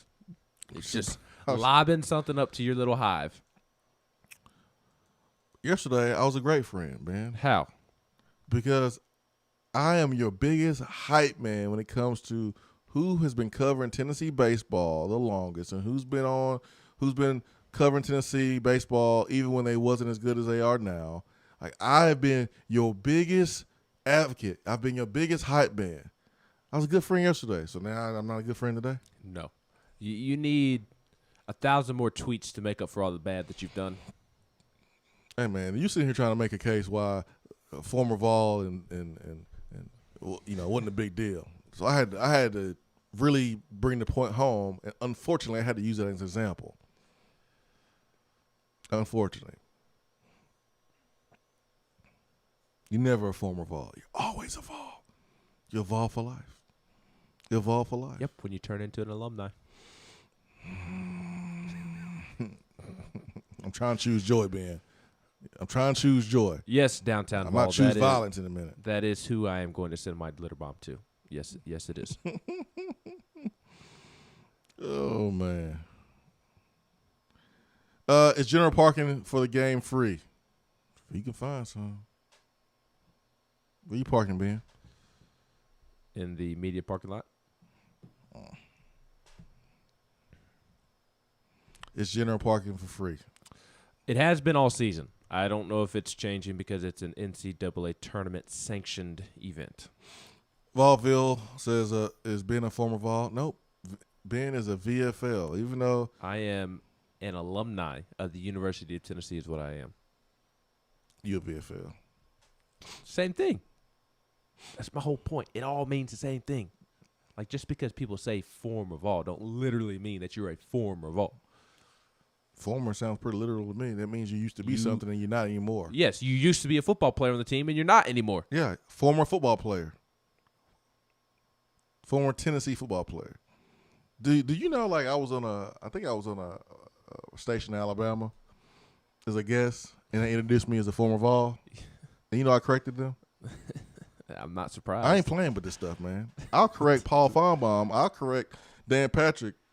If I'm on one of their shows as a guest talking about Tennessee and they refer to me as a former Vol, I will correct them. I don't care. What if? I don't care. What if it's Halle Berry? I don't care. I'm correcting Hollies. I'm correcting anybody.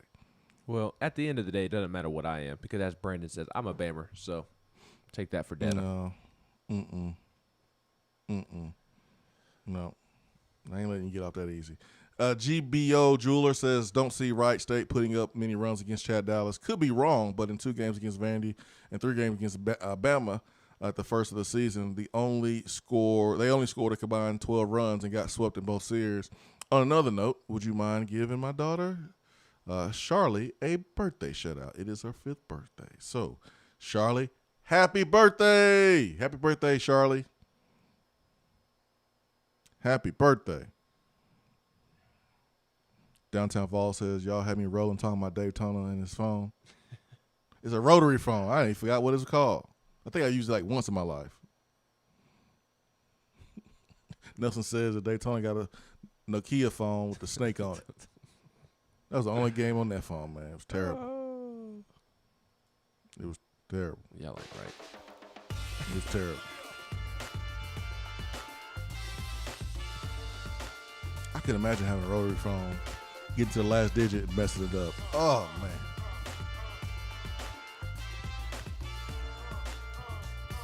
You on the phone with somebody? Hey, hold on, let me call you right back.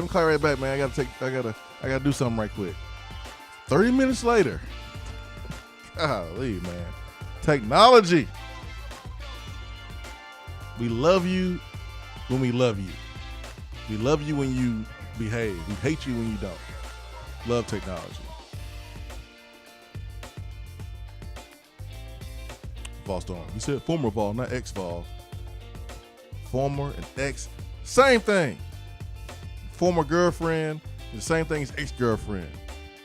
It was once your boo, once your bae, they're not anymore. Just like you were once a football player and you're not anymore. Yeah, so you should say former football player. I'm not getting off of this, man. I ain't budging. I ain't budging.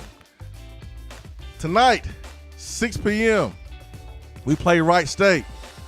Tonight, 6 p.m., we just play Wright State. Just want to repeat myself just in case you didn't hear it the first time. I'm not talking any trash. I ain't going to do it. Not allowed to watch either. I'm watching. I don't care. I'm watching. I got my jersey on, got my baseball hat. I'm ready to go, man. All I need is some dip. I'm watching the game. 6 p.m., ESPN 3 for Ben McKee. I'm Jason Swain, live here from the Low T Center studio. Hope you have a great weekend, a safe weekend.